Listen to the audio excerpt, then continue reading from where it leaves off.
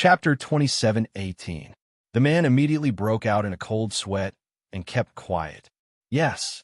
However, Gu Jinglian took the man's words to heart. He began to look at the child seriously. It was rare for him to look him in the eye. Indeed, as his subordinate had said, this child's eyebrows were very similar to his. Even if they walked out, it would be natural for people to think that they were father and son. What a strange fate. Gu Jinglian asked with rare patience, "What's your name?" Xiao Baochu looked up. His mouth was full as he mumbled, "My name is Xiao Baochu. I can't hear you clearly." Xiao Baochu immediately hugged the cola and took a big gulp. He wiped his mouth and said with a smile, "My name is Xiao Baochu." The Chu in Xiao Baochu, the Xiao in Xiao Baochu, and the Bao in Chu Xiao Baochu. Gu Jinglian's face darkened. What was this? His naive and childish words made the people behind him burst into laughter. What a cute little guy. As Xiao Baochu spoke, he suddenly realized that he had spilled the beans. He quickly covered his mouth and looked scared, like a frightened deer. Gu Jinglian couldn't help but ask, "What's wrong now?" Xiao Baochu put his hand down. He looked hesitant and a little annoyed. After thinking about it, he said innocently, "Mom said that I can't tell outsiders my name." Gu Jinglian was speechless. Xiao Baochu suddenly changed the topic and smiled. "But uncle, you're so good to me. You sent me home and brought me to eat good food. So it doesn't matter if I tell uncle my name. I didn't say that I'll send you home." Gu Jinglian emphasized, "I only said that I'll send you to the police station. Send me to the police station and I'll be able to go home." Xiao Baochu smiled. "Uncle, you're a good person. A good person will have a peaceful life." Gu Jinglian frowned. If he were to get married in the future, he would definitely not give birth to such a foolish son. The bodyguard beside him couldn't help but tease him. He said half-jokingly, "Why are you alone? Where's your home?" "My family lives in..." Chu Xiaobao opened his mouth, but there was a bit of vigilance in his eyes. Then, he said carefully, "My family lives in Dingsheng, Yin City." His subordinates looked at each other. They had never heard of this city before. Where is Yin City? In any case, it's a very far place. At this point, the little guy couldn't help but feel a little dejected. He placed the half-eaten hamburger on his plate with a heavy expression. Mom must be worried sick. Gu Jinglian frowned. Indeed, it was very suspicious for a child to appear in such a remote area. "Then why were you there?" Chu Xiaobao sighed heavily. "It's a long story, but didn't Uncle tell me to be quiet? I'd better not say anything." Gu Jinglian, now he knew how to be quiet. He had been chattering along the way. How could he not know how to be quiet? This guy was obviously wary of him and didn't want to talk about it. He didn't expect him to be so vigilant at such a young age. Gu Jinglian watched him eat quietly. Chu Xiaobao was like a little hamster as he ate the two children's meals clean. Finally, he finished with a satisfied burp. Burp. Chapter 27:19. Gu Jinglian frowned. After eating his fill, Chu Bao slumped on the chair, rubbing his round belly and licking the salad dressing on his lips. He was extremely satisfied. Gu Jinglian asked, "Are you full?" "Yeah, I'm full," Xiao Bao said contentedly. When the waiter saw that the little guy had finished eating, he immediately walked over respectfully and presented two cartoon dolls. "Little kid, these are the dolls that came with the children's package. Here, for you." For me? Is it free?" The waiter broke out in cold sweat. "No, this is a gift." Xiao Bao held the two dolls in his arms as if they were priceless treasures. One was a Doraemon doll, and the other was a cartoon figurine with exquisite workmanship. "Thank you, Andy." He smiled sweetly to express his gratitude. After the waiter left, Xiao Bao handed the toys to Gu Jinglian as if he was presenting a treasure. "Here, Uncle, I'll give you a toy." "No, this toy is very cute." Xiao Bao looked at him with some confusion. A child's world was simple after all. He felt that such a cute toy could actually make him unmoved. He couldn't help but feel a little helpless and said reluctantly, "Since Uncle doesn't like it, then I'll have to accept it." What a sly brat. Gu Jinglian got up. "Let's go. I'll send you to the police station." "Okay." Xiao Bao hugged the toys and jumped off the chair with his round belly.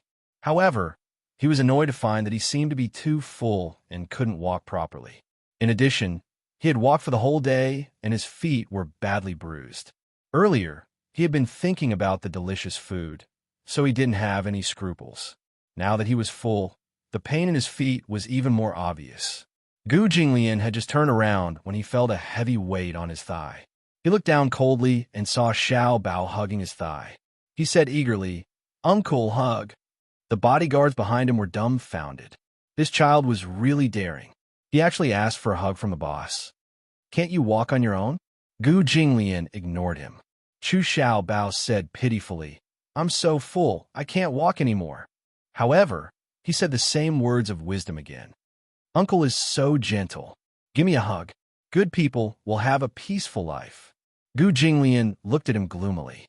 Just when everyone thought that his patience had reached its limit and he was about to lose his temper, he leaned over slightly and held him in his arms with one hand. Everyone was dumbfounded. President Gu, she actually lowered her status and carried this child. Oh my God. After all, Mr. Gu had never been patient with children. Chu Xiao Bao was elated. She gently kissed his cheek and said shyly, "Uncle is the best." Gu Jinglian, he really despised this guy for kissing him. Gu Jinglian carried Xiao Bao into the car. When the little white puppy was about to climb into the back seat, he kicked it away coldly and said, "Get lost." When Chu Xiao Bao saw this, she let out an "ah" and said hurriedly, "Uncle, why are you so violent? This is my good friend. You can't bully her like this." Gu Jinglian's expression darkened. "Good friend?" Chu Xiao Bao ignored his dark expression and clapped her hands at the little white puppy. She called out, "Little white, come quickly. Come into my arms." The little white puppy looked at Gu Jinglian fearfully and nimbly climbed into the car, leaving a dusty paw print on the black leather seat. Chapter 27:20. Baby Chu looked up and saw the man's gloomy gaze. He then followed the man's gaze to the messy paw prints on the leather seat. His brain went boom, and he immediately realized that Xiao Bai seemed to have gotten into a big mess. Hence, he hurriedly rolled up his sleeves and wiped away the dusty paw prints on the seat under Gu Jinglian's cold gaze. However, no matter how hard he wiped, those dusty paw prints could not be wiped off in a short period of time. This was because the puppy's paws secreted grease. Hence, such paw prints needed to be cleaned professionally. Chu Xiao Bao furrowed his eyebrows guiltily. "Uncle, I'm sorry, okay? But Little White definitely didn't do it on purpose. You're a big man with an indomitable spirit. You wouldn't be angry with a puppy, right? In other words, if he were to be calculated with a beast, he would not be a man? Was he trying to provoke him? Kid, I don't have the patience. I'm not called Little White. I'm called Xiao Bao." Chu Xiao Bao corrected him righteously. Gu Jinglian finally lost his patience and slammed his fist on the doorframe. Chu Xiao Bao was instantly shocked. He looked at Gu Jinglian's extremely gloomy face in horror and immediately shut up. He carefully shrank his body into a corner and lowered his head, as if he could reduce his presence by doing so. Suddenly, he said weakly, "You can call me Little White too? Don't be angry." This uncle was handsome, but his temper did not seem to be very good. Gu Jinglian did not intend to lower himself to his level. Anyway, this kid was going to get lost soon. He got into the car and closed the door. Seeing him get into the car, Chu Xiao Bao became even more afraid. He leaned against the window on the other side and shrank back again. Gu Jinglian glanced at him coldly and ignored him. "Drive, CEO Gu. Are we going to the police station directly?" The driver asked with trepidation. From the rearview mirror, Gu Jinglian glanced at him coldly and raised his eyebrows. "You know the answer?" The driver broke out in cold sweat again. It was so cold. Perhaps it was because Gu Jinglian was in the car, but he felt that the temperature was even colder than outside the window. He immediately turned on the heater. Along the way, Chu Xiao Bao was probably full and knew his place. He was no longer chattering like before and had endless things to say. He just quietly hugged the little dog. After eating, he felt sleepy and actually fell asleep in a daze. She fell into a deep sleep.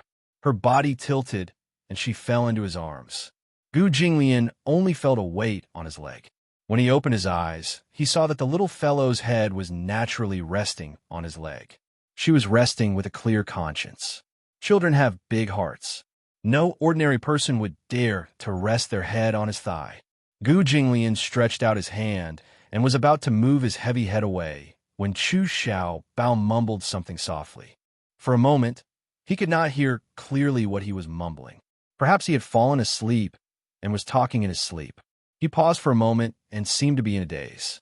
From his angle, Chu Xiao Bao's handsome side profile was full of childishness. His eyes were closed, and his little face was especially quiet. However, his body was slightly curled up as if he did not feel safe. His heart inexplicably softened. Chapter 27-21. Seeing the little boy shrink his shoulders, he raised his eyebrows, took a coat from the side, and covered him with it. The bodyguard sitting in the front passenger seat heard the movement in the back seat and could not help but come back to his senses. However, he saw such a rare and precious side of Gu Jinglian. He was extremely tender and could not help but be stunned. Gu Jinglian sensed that he was being sized up. He looked up, but his eyes were cold and sharp in an instant. "What's wrong?" No, nothing." The bodyguard immediately retracted his gaze and sat up straight. Gu Jinglian said coldly, "Turn off the sound system." "Yes." The chauffeur immediately reached out to turn off the sound system. The car sped along, but the car was extremely quiet. Xiao Bao lay on his lap at ease and had an incomparably peaceful dream. In the dream, a tall man gently held his hand. When he looked up, even though his facial features could not be seen clearly, his imposing figure made him feel extremely at ease. The man held his little hand and walked on the empty and endless field. The blue sky was blue and white clouds were white, and the sun was shining brightly. "Daddy," he could not help but call out emotionally. Gu Jinglian closed his eyes and pretended to sleep. He heard a whisper like a mosquito. Even though it was a little slurred, he could still recognize that the little guy seemed to be calling someone's name. He opened his eyes and looked at him suspiciously. He bent down to listen, but Xiao Bao did not move anymore. "President Gu, we're here," the chauffeur said. Gu Jinglian looked up and saw that they had already arrived at the police station. The car stopped steadily at the entrance of the police station. The bodyguard immediately got out of the car and opened the door of the back seat. He saw Xiao Bao lying in Gu Jinglian's arms, sleeping peacefully. "President Gu, shall I carry him in?" Gu Jinglian looked down at the little guy. The little guy's expression was tranquil, and the corners of his lips were curled up as if he was smiling. Was he having a good dream? Seeing that he did not say anything, the bodyguard thought that he had acquiesced. He reached out to carry Xiao Bao. Just as her hand was about to reach out, Gu Jinglian said coldly, "Wait." His voice was not loud, but it was very deep, and it had a deterrent force that made people unable to look at him directly. The bodyguard looked puzzled, but he heard him say, "Can't you see that he's asleep?" The bodyguard was at a loss.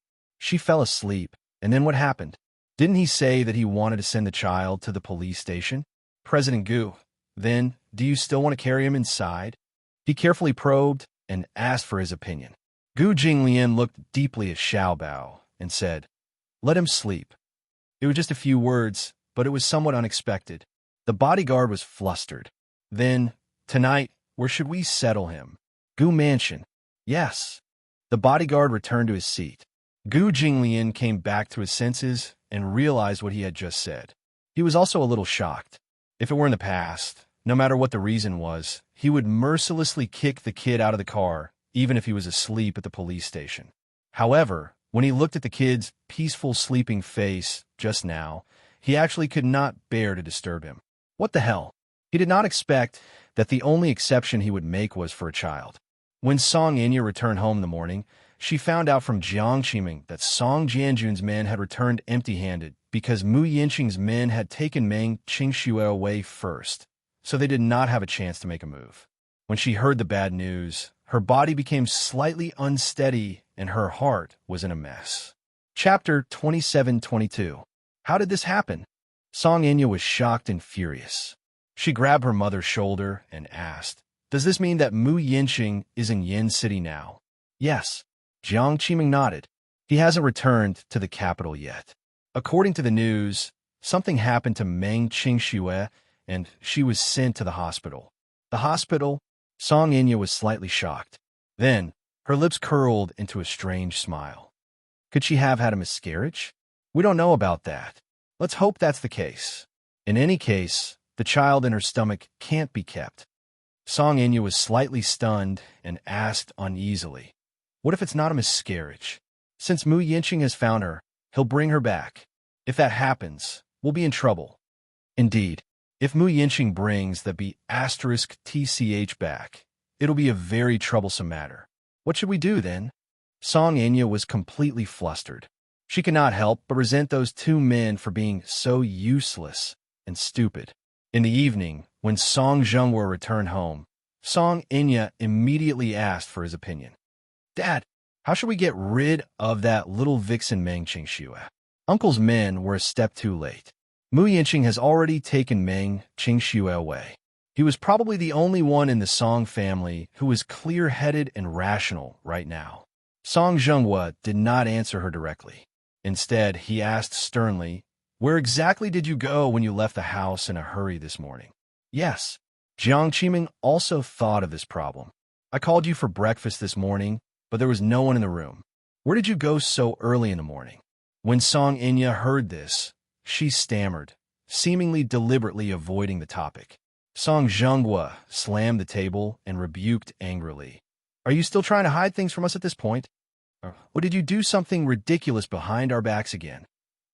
"No, Dad." Song Inya had no choice but to reveal everything that had happened this morning and her original plan. When Song Zhenghua heard this, he was so angry that his lungs almost exploded. He felt that it was unreasonable and said in exasperation, "How dare you do such a thing?" Song Inya found it hard to accept his uncontrollable anger. She said indignantly, "What else can I do?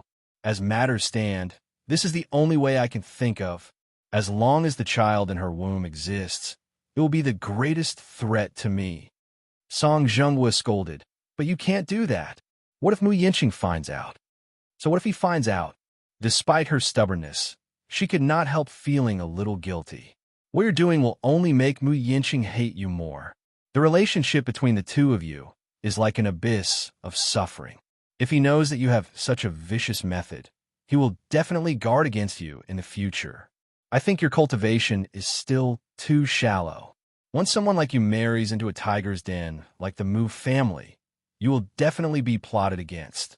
Even though the Mu clan's momentum was in decline, everyone in the Mu clan had profound skills.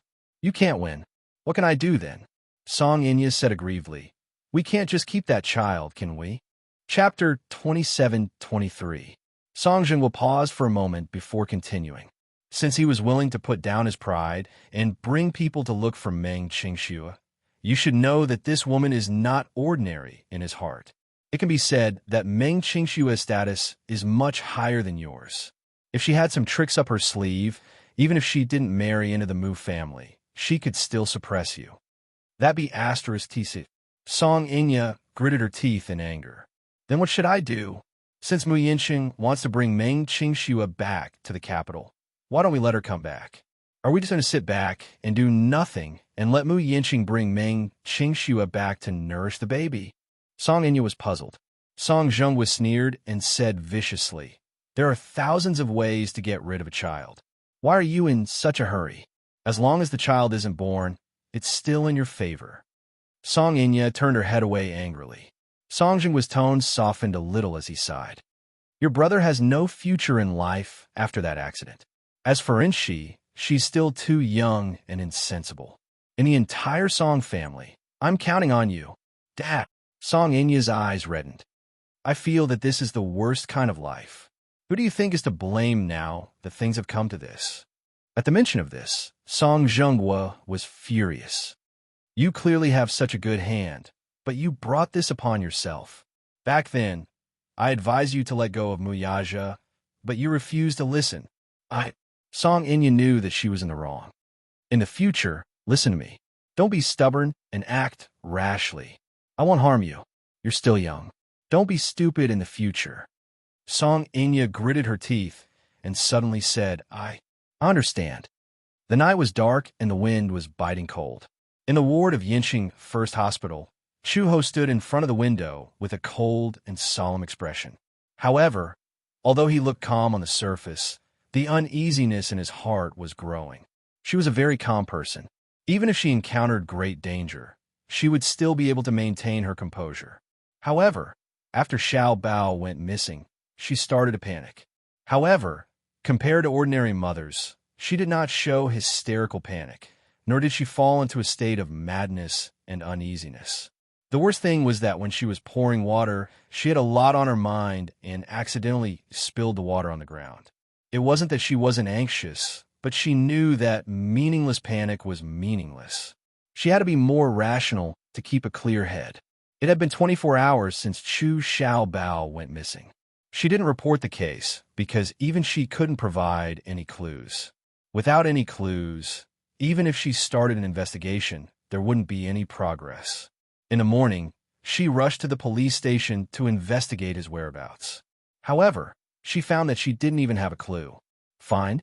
How could they find him? Black Dragon Pool Village was a backward village. There were no surveillance cameras. Even on the roads, there were very few surveillance cameras, except for those that violated the rules. In addition, she didn't know anything about the car, even if she only knew the license plate. Chapter 27-24. When Chu Ho returned, Meng Qingxue had just had her blood drawn and had fallen asleep. Mu Yinqing, on the other hand, had been keeping watch in the ward. This man's patience was beyond her expectations. She did not expect this man to be so responsible toward his woman. Chu Ho walked to his side and asked, "What do you plan to do?" Mu Yinqing raised his head and frowned. "What do you mean? What do you plan to do with Qingxue and the child in her stomach?" Mu Yinqing remained silent for a moment when Chu Ho asked this question. Suddenly, he said, "I plan to bring her back to the capital after she recovers a little." "You plan to give birth to this child?" "Yes." Chu Ho did not think much of it. "Then, do you plan to marry her?" Mu Yinqing did not say anything. Chu Ho gave him a disdainful look. "Scum." Mu Yinqing's face turned sullen. "What did you say?" "I said that you're a scum. If you didn't hear me clearly, I'll repeat myself." "How dare you?" Mu Yinqing said coldly. "It's not up to you to judge and point fingers at me. Qingxue is a good lady. If you don't want to take responsibility, please don't ruin her. If you still love her, then as a man, you should take responsibility." Just as Chu Ho finished speaking, the person on the bed moved. The two of them immediately looked over and saw Meng Qingxue slowly opening her eyes. Her brows were tightly knitted, and she seemed to be feeling a little uncomfortable. "Qingxue." Mu Yinqing immediately leaned over. "You're awake?" The first thing Meng Qingxue asked when she opened her eyes was, "Where's Xiao Bao?" Chu Ho was stunned. Meng Qingxue woke up and opened her eyes. When she saw Chu Ho standing by the bed, she immediately sat up. "Chu Ho, have you found Xiao Bao?" She was so focused on Xiao Bao that she ignored Mu Yinqing. Chu Ho shook his head. "There are no clues." Meng Qingxue could not help but look disappointed. She bit her lip and said, "It's all my fault. This has nothing to do with you." Chu Ho had no intention of blaming her. "Don't overthink it." Qingxue, let me ask you, do you have any clues about the two men who took Xiao Bao away that day?" Chu went straight to the point. Meng Qingxue's eyes were filled with confusion when she heard that. She rubbed her temples. She had just woken up and had a splitting headache, but even so, she still forced herself to recall everything that had happened that night. "I remember their faces." "Go ahead." This was also one of the clues.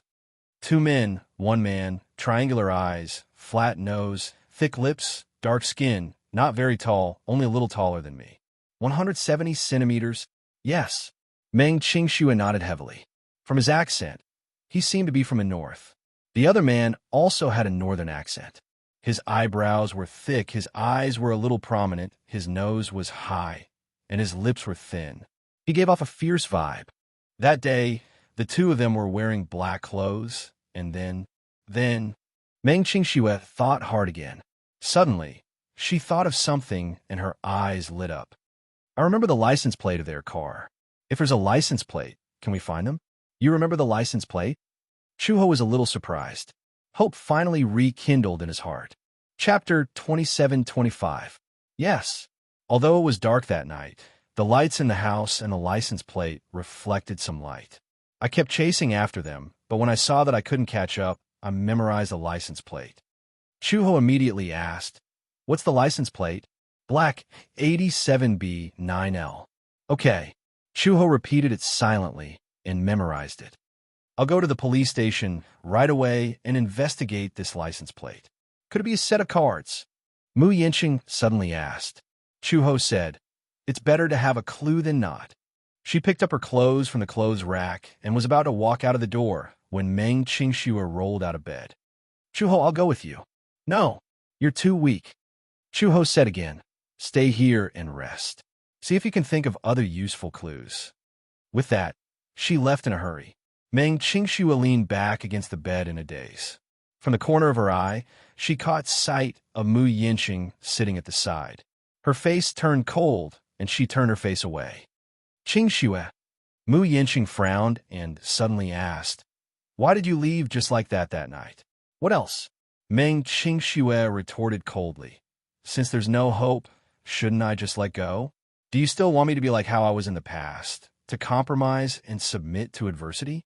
Even if there's no hope, to watch over you humbly like a fool? Then, to turn a blind eye to your indifference and continue to accept you humbly, waiting in the dark for you to change your mind?" Mu Yinqing was speechless.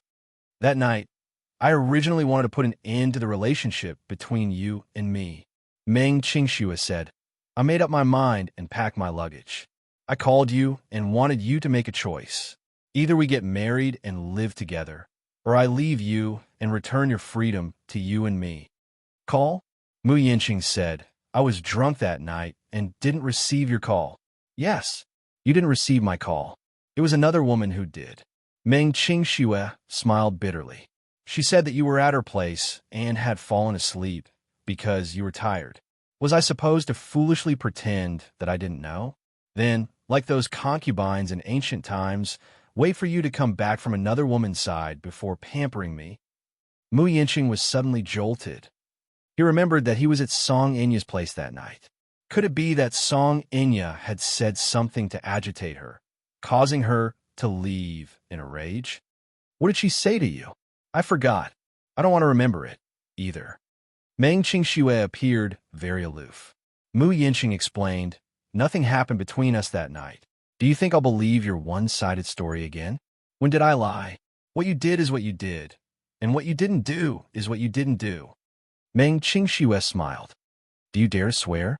"If an oath really comes true, I can swear." Meng Qingxue. Mu Yinqing continued, "Qingxue, come back to the capital with me. Don't worry. I will take good care of you until you give birth to the child. I will take on the responsibility of a father and raise the child well." Then, Meng Qingxue took a deep breath and asked calmly, "Will you take on the responsibility of a husband?" Chapter 27-26. "Yes, you're willing to take on the responsibility of a father, but you won't marry me in the end, right?" Meng Qingxue glared at him angrily. She could not take it any more when he did not say a word. "Say something. If you don't care about status, I can bring you back to the Mu family. However, you know that I'm engaged. I can't take you as my wife, but I can give you everything except status. A good life, food, clothes, and necessities. You can definitely shut up." Meng Qingxue widened her eyes and forced her tears back. She suddenly felt that it was ridiculous and laughed out loud. "Except status? So, what you mean is that I can live by your side like a mistress and receive your love without being exposed?" Meng Qingxue grabbed a pillow beside her and threw it at him fiercely. She screamed hysterically, "Mu Yinqing, why do you always say such things so confidently? A good life? Glory and wealth? You know that I don't care about these things." "Qingxue, let's cut off all ties." Meng Qingxue suddenly burst into tears. "I don't want to love you anymore. I don't want to live that kind of life anymore. I don't want to see the light of day like a pitiful worm." Mu Yinqing bit his lower lip hard. It was not that he was unwilling to marry her. It was just that he did not have Mu Yage's boldness.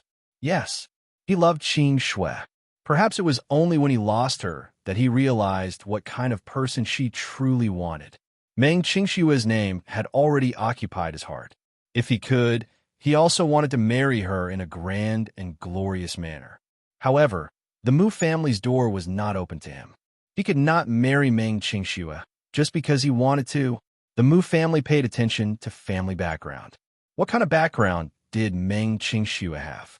Just her identity as a young model was enough to hit him back with a stick. However, he really could not give up on her. Qingxue, I promise you that I'll cut off all ties with any woman. I won't be a playboy anymore, and I won't touch other women. I will love you, only you, but I can't marry you. My family background, my identity, it's destined that you won't be able to marry into the Mu family grandly. But second uncle has already promised me. When the time comes, I'll marry you into the Mu family. Although you won't be my official wife, you'll still be my woman. Concubine, Meng Qingxue asked back. Her eyes were like a dead pool, dim and lifeless. Mu Yanqing's heart ached as he looked at her despairing expression. Meng Qingxue sneered and interrupted him. Mu Yanqing, you always have 1,000 ways to trample on me. She suddenly stared at him, gritting her teeth as she asked, Do you have a heart? Do you know that when a person is sad, their heart will really hurt? Her questioning made him a little irritated, and his mind was in a mess. He suddenly stood up, and his attitude became more resolute.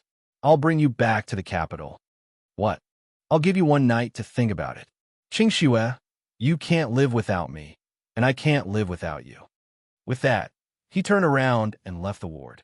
Meng Qingxue stared blankly at his back view as tears rolled uncontrollably from her eyes.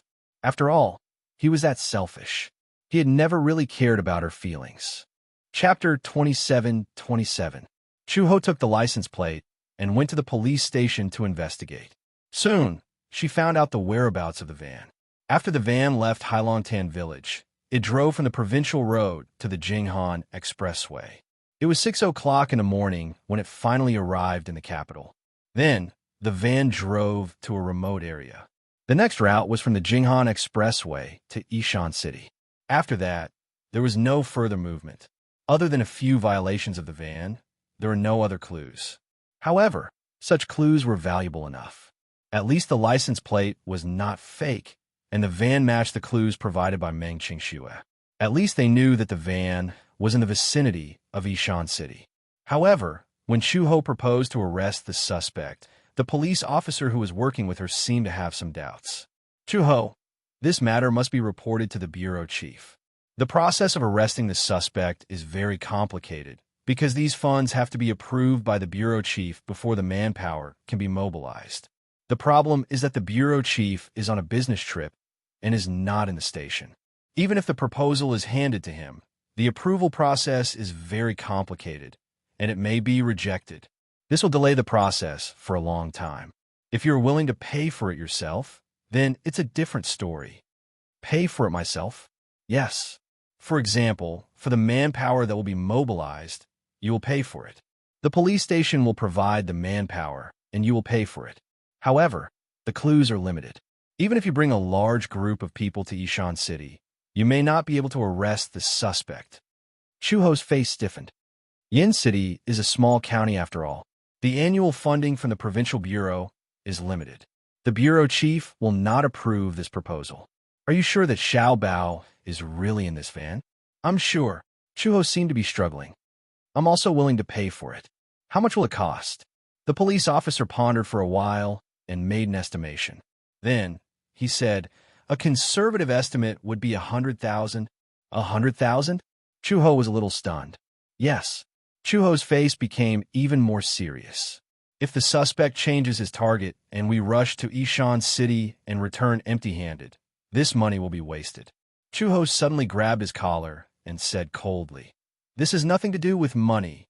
Even a few million isn't as important as a single strand of Xiao Bao's hair. Chuho, don't be agitated. Calm down. My son is missing. How can I calm down? I'm already calm enough.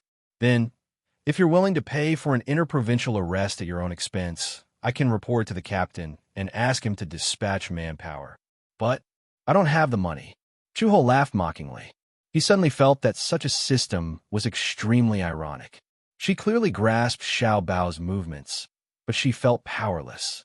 Chuho, We are also very concerned about Xiao Bao and his safety, but there is really nothing we can do about this. After all, you don't even have a household registration, so the director won't pay any attention to you. Enough. She didn't want to hear these pompous words. I'll think of a way myself. Chuho returned to the hospital in a daze.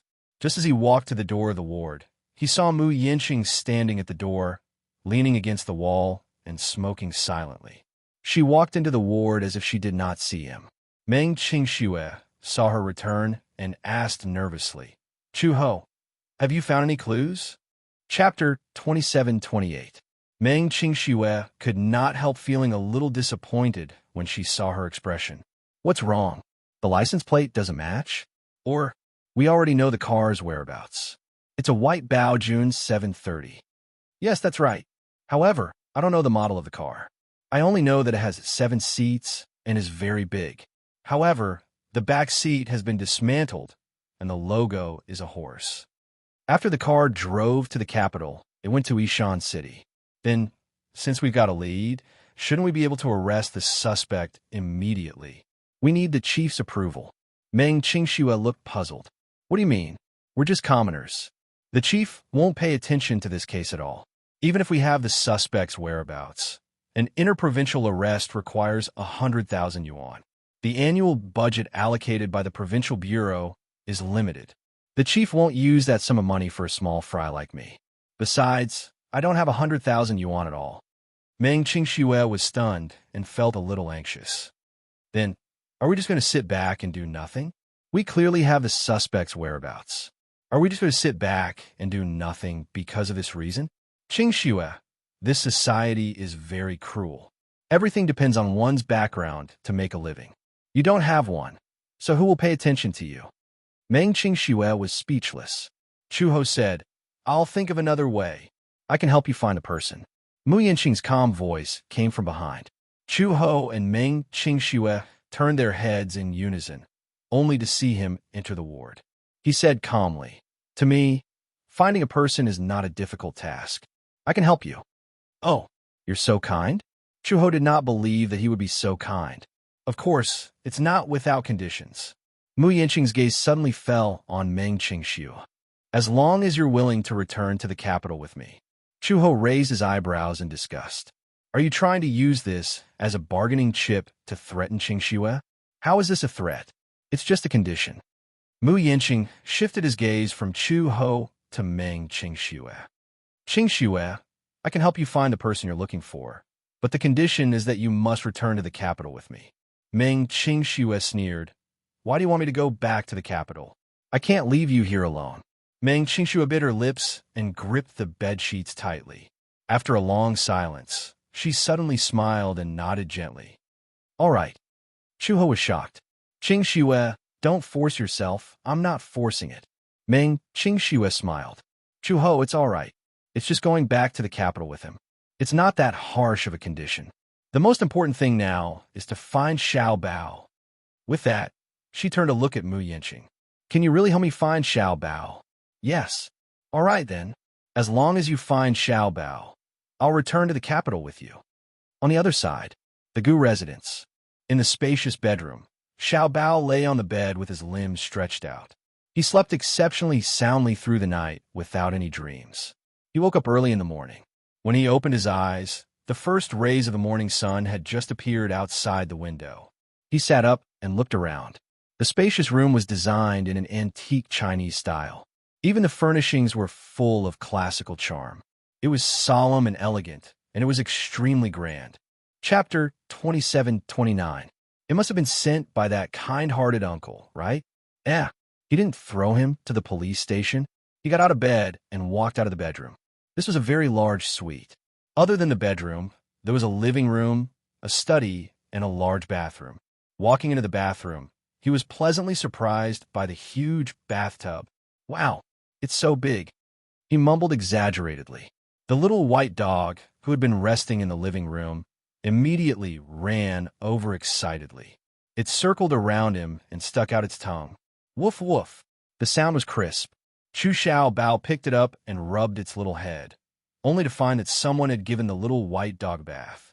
Its originally dirty fur had become incomparably white and beautiful. Its body smelled fragrant. "Little White, you smell so good. Who gave you a bath?" Little White huffed and stuck out its tongue, but naturally, it wouldn't answer him. The little dog's crisp barks alerted the servant guarding outside the door. There was a knock on the door. Immediately after, a maid in a Chong Sam pushed the door open and entered. She smiled and said, "Xiao Bao, you're awake?" Chu Xiao Bao was shocked and looked at her a little warily, appearing to be extremely guarded. "Who are you? You can call me sister."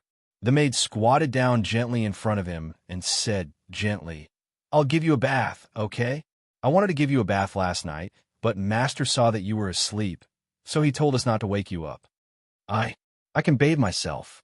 I don't need your help." Gun Yinji was young, but since he was young, he had been taught that there were differences between men and women. Naturally, he would feel shy when a woman of the opposite sex bathed him. However, the maid said, "Master told me to help you bathe." "Master?" The image of a white-haired old man suddenly appeared in Chu Xiao Bao's mind. The corners of his lips twitched. "Who is Master?" "Master's name is taboo. How can we servants have the right to call him by his name?" Chu Xiao Bao pouted. "I want that handsome uncle from yesterday to bathe me." "Handsome uncle?" "Yes, it's that uncle who is very good-looking but looks very fierce." The maid didn't know whether to laugh or cry. "Xiao Bao, the man you're talking about, is it Master?" Chu Xiao Bao was speechless. "He's not old. He's clearly very young." The maid didn't know whether to laugh or cry. This Master was not referring to the old grandpa. In the Gu residence, everyone in the Gu family had to respectfully address Gu Jinglian as Old Master. The Gu family was a wealthy family with 100 years of history. Therefore, the system in the family also maintained the old rules. Old Master was a respectful title for the head of the family. Gu Jinglian was the head of the Gu family because everyone in the Gu family had to address him as such. "Master is still resting. Let me wash you." "No." Chu Xiao Bao lowered his head awkwardly, his face red. "If you bathe me, I'll feel weird. Then, I'll stand aside and watch you. How about you wash yourself?" The bath was very deep. If such a young child were to slip, it would be very easy for him to drown. She had this concern. Chu Xiao Bao reluctantly agreed. The maid carried him into the bathroom, ran a bath of hot water for him, and carried him in. Chu Xiao Bao protected his chubby body and asked with a red face, "Can you turn your back? I'm a little embarrassed if you look at me." This little guy even knew how to be embarrassed. Chapter 2730. Chu Xiao Bao had already learned how to bathe by himself, but his movements were a little clumsy. Half an hour later, he carefully climbed out of the bathtub and used a towel to cover his private parts. He then said, "I'm done bathing. Okay, I'll help you put on your clothes." "No, I'll wear my own clothes myself. I don't need your help." The maid had no choice but to bring the clean clothes over. He clumsily put on his clothes and even shamelessly walked in front of the full-length mirror to admire himself. However, when he looked at himself standing in front of the mirror and saw his disheveled appearance, he felt a little disappointed. He rearranged his clothes until the mirror reflected his clean and tidy appearance in a shirt. Only then did he smile in satisfaction. However, the clothes seemed a little too big. In fact, these clothes were not bought according to his size. In the middle of the night, the clothing stores were all closed. Gu Jinglian asked his subordinate to prepare a set of clean clothes for Chu Xiao Bao. His subordinate searched the Gu residence, and coincidentally, the son of the Gu family's butler was 6 years old. He had bought a few sets of new clothes and had not had the time to wear them, so he contributed them to the Gu residence. However, only the hem of the clothes was a little too long, so they barely fit him. "Aya, so cute." The maid sized him up and could not help but feel that he was extremely cute. She could not help but look at him again and again. Chu Xiao Bao was a little shy from being stared at by her. His face was boiling hot, and he nervously tugged at the corner of his clothes, looking a little uneasy. "Don't keep staring at me," Chu Xiao Bao muttered. Just as he finished speaking, his stomach suddenly grumbled, creating a huge ruckus. "Aya," he was hungry again. Chu Xiao Bao lifted his head and looked at her eagerly. The maid held back her laughter and asked gently, "Then Big Sister will take you to have breakfast, okay?" "Okay." Chu Xiaobao's eyes lit up when he heard that there was good food, and he allowed the maid to carry him to the dining room. The Gu family's mansion was located in a suburban villa where every inch of land was worth gold. It was said that the Gu residence was a rare piece of land with good feng shui that had been passed down for hundreds of years. Therefore, it could be said that the Gu residence had a history of more than 100 years. 10 years ago, the Gu residence was renovated, and a large area of the Gu residence's courtyard was renovated. More than a dozen elders of the Gu clan, for hall masters, and more than 100 members of the Gu clan lived here. How big was the Gu family? To be precise, it covered an area of more than 100 mu.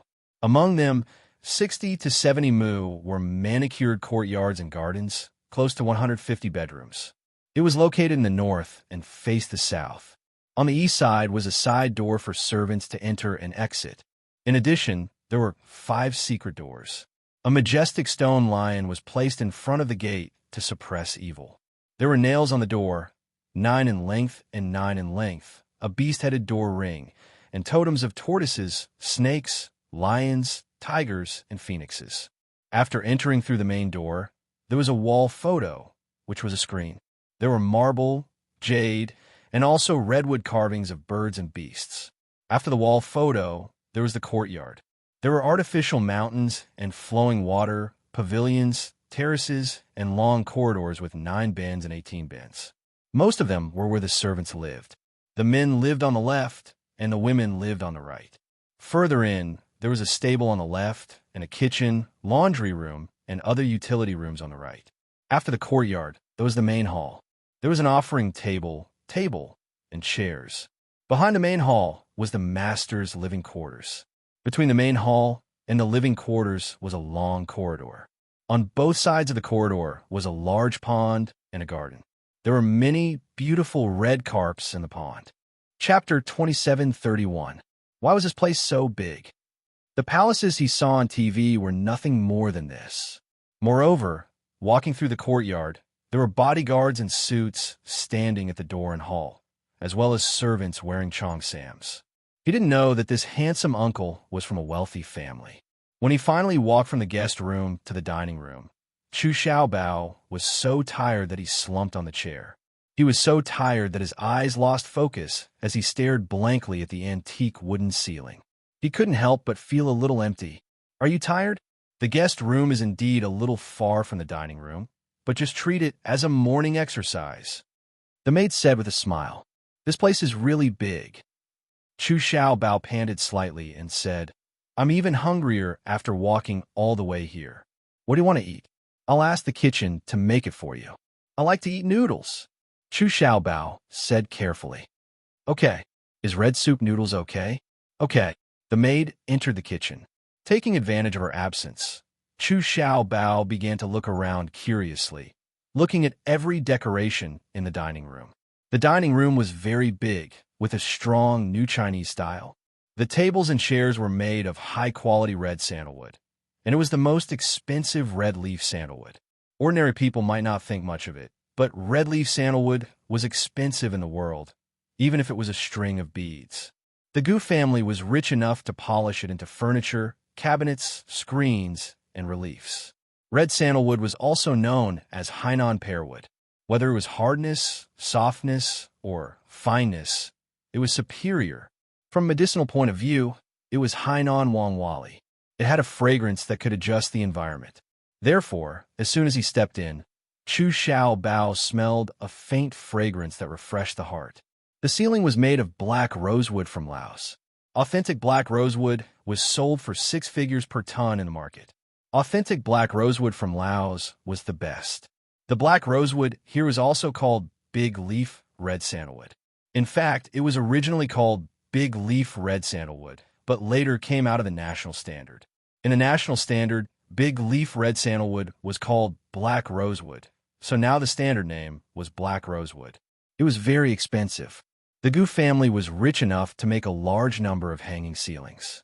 If it had to be converted in terms of money, such a restaurant, which was only a few dozen square meters, was probably worth tens of millions. Although it looked reserved, it was actually extremely luxurious.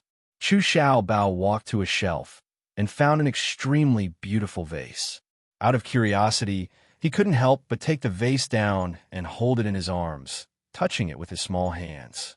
Behind him, the maid's gentle voice suddenly came. "Do you like to eat eggs?" "Ah." Chu Xiao Bao was startled.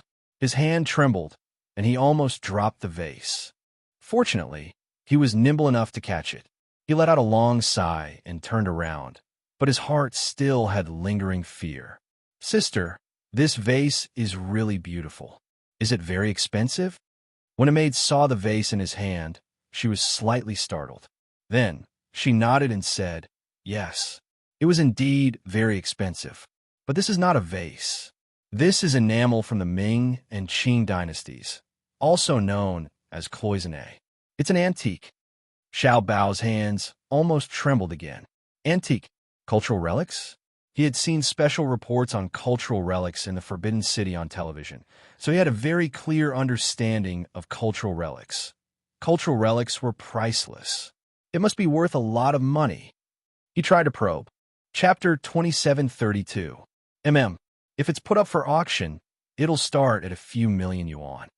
The maid smiled as she introduced it calmly. Chu Xiao Bao held his breath for a moment.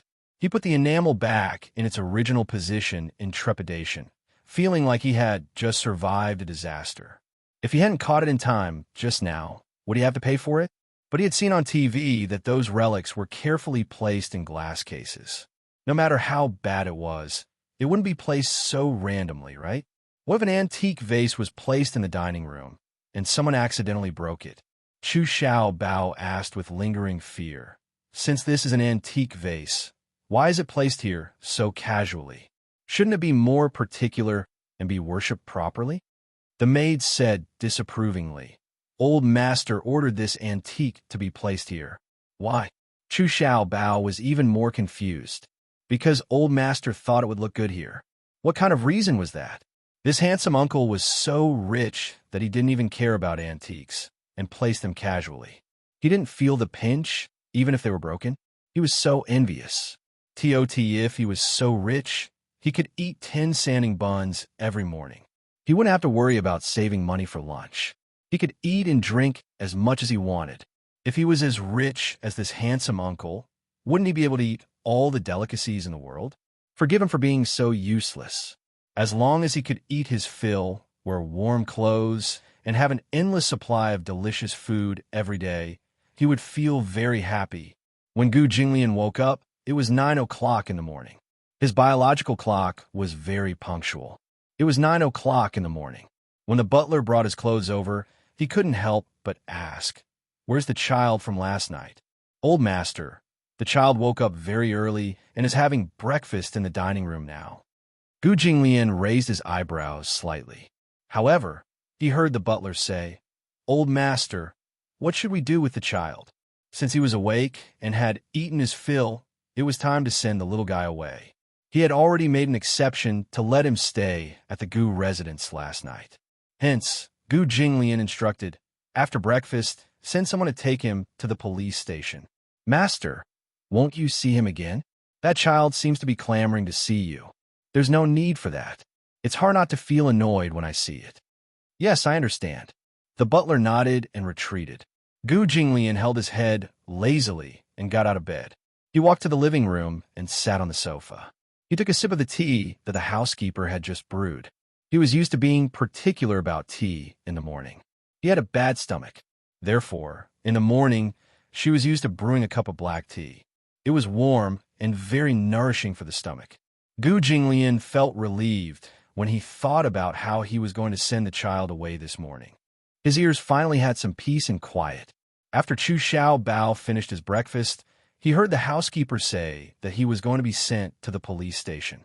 However, he was a little reluctant and looked depressed. "What about that handsome uncle? I want to find him. Master still has something to do after breakfast. It's not convenient for him to send you to the police station, so he ordered me to send you there." Chapter 2733. He lowered his gaze in disappointment, as if he was a little sad. He couldn't help but feel a little lonely. Does handsome uncle hate me? Does he find me annoying? The old butler was slightly startled. He didn't know whether to laugh or cry. The child's thoughts were more meticulous than he had imagined. Master had never liked children. He had never been patient with children. Master liked cats and had a completely black cat by his side. When he was free, he would carry the black cat and take a walk in the yard. It could be seen that Master's personality was more of a loner. He didn't like children. However, he couldn't say it in front of Chu Xiao Bao. Otherwise, it would inevitably hurt the child's heart. He's just a little busy. The butler comforted him kindly. Master has a lot of work to do, so he can't personally send you to the police station. Oh, all right then. Chu Xiaobao nodded. He smiled slightly and said politely, "Thank you, grandfather. It's nothing. This is my duty." The butler liked this child from the bottom of his heart. It was not because of any other reason, but because this child's facial features were very similar to Master's when he was young, especially that pair of eyes. Although they were not the same, they were very similar. The most different thing was that when Gu Jinglian was young, his eyes were extremely indifferent, as if they were condensed with an ethereal mist. However, this child's eyes were extremely clear and had a kind of spirit and alertness unique to children. One look, and one could tell that he was an intelligent child. It had to be said that this was a kind of fate. The butler prepared a small bag for him. It contained some snacks and desserts, as well as some water. When he arrived at the police station, he probably wouldn't have such good conditions. After all, the police station was busy with their own matters and couldn't take care of him. He was afraid that the child would be hungry in the police station and no one would take care of him. So he thoughtfully prepared snacks and drinks. Chu Xiao Bao was a little embarrassed to accept it, but the butler said, "This was prepared by Master." "Eh, did handsome uncle prepare it for me?" "Yeah," Chu Xiao Bao said emotionally. "I didn't expect uncle to be so handsome, so rich, and so kind." The butler was speechless. The old master was handsome, young, and rich. He had to admit these 2 points. However, he couldn't agree with the phrase "still so kind-hearted." After all, the child was innocent and did not know the ways of the world. The Gu family was not a good place. It was a dragon's pool and a tiger's den that many feared. Chu Xiao Bao took the small bag with a smile and said happily, Then I'll reluctantly accept it." When the old butler sent the child to the police station, he happened to bump into the deputy director.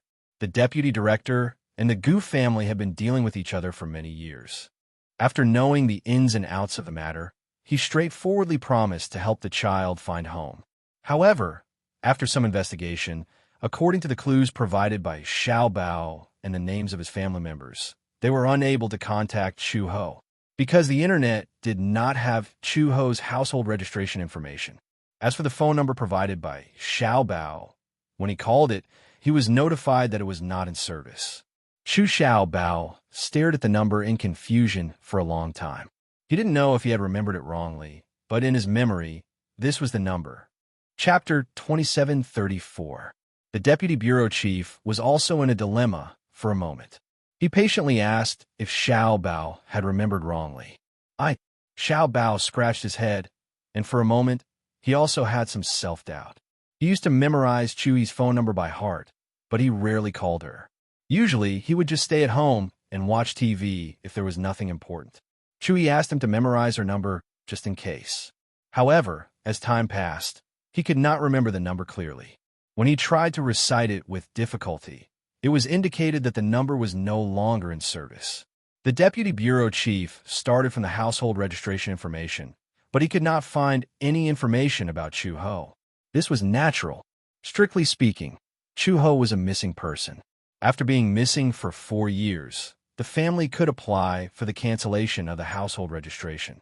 But what was even more worrying was that Chu Ho did not have any memories of her identity. She had tried to find her identity, but she could not find any information about her on the internet. When she lost her memory, she went through the police network.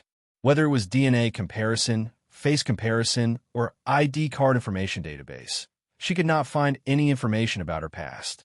There was no information, only a few special identities. First, Chu Ho might have been a returned Chinese in the past. She did not have any nationality, so it was difficult to search her country's information database. Second, it was unlikely that she was an illegal resident. Third, her identity was special.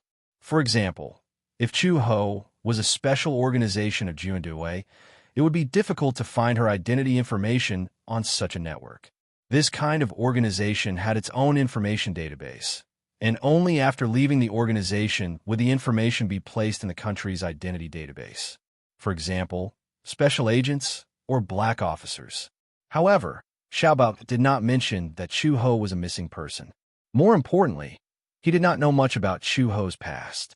He only knew that he did not have a father. The deputy bureau chief searched for a long time, but he could not find any clues. Thus, he could only propose a DNA comparison method. However, this required the technical means of DNA testing. To draw blood.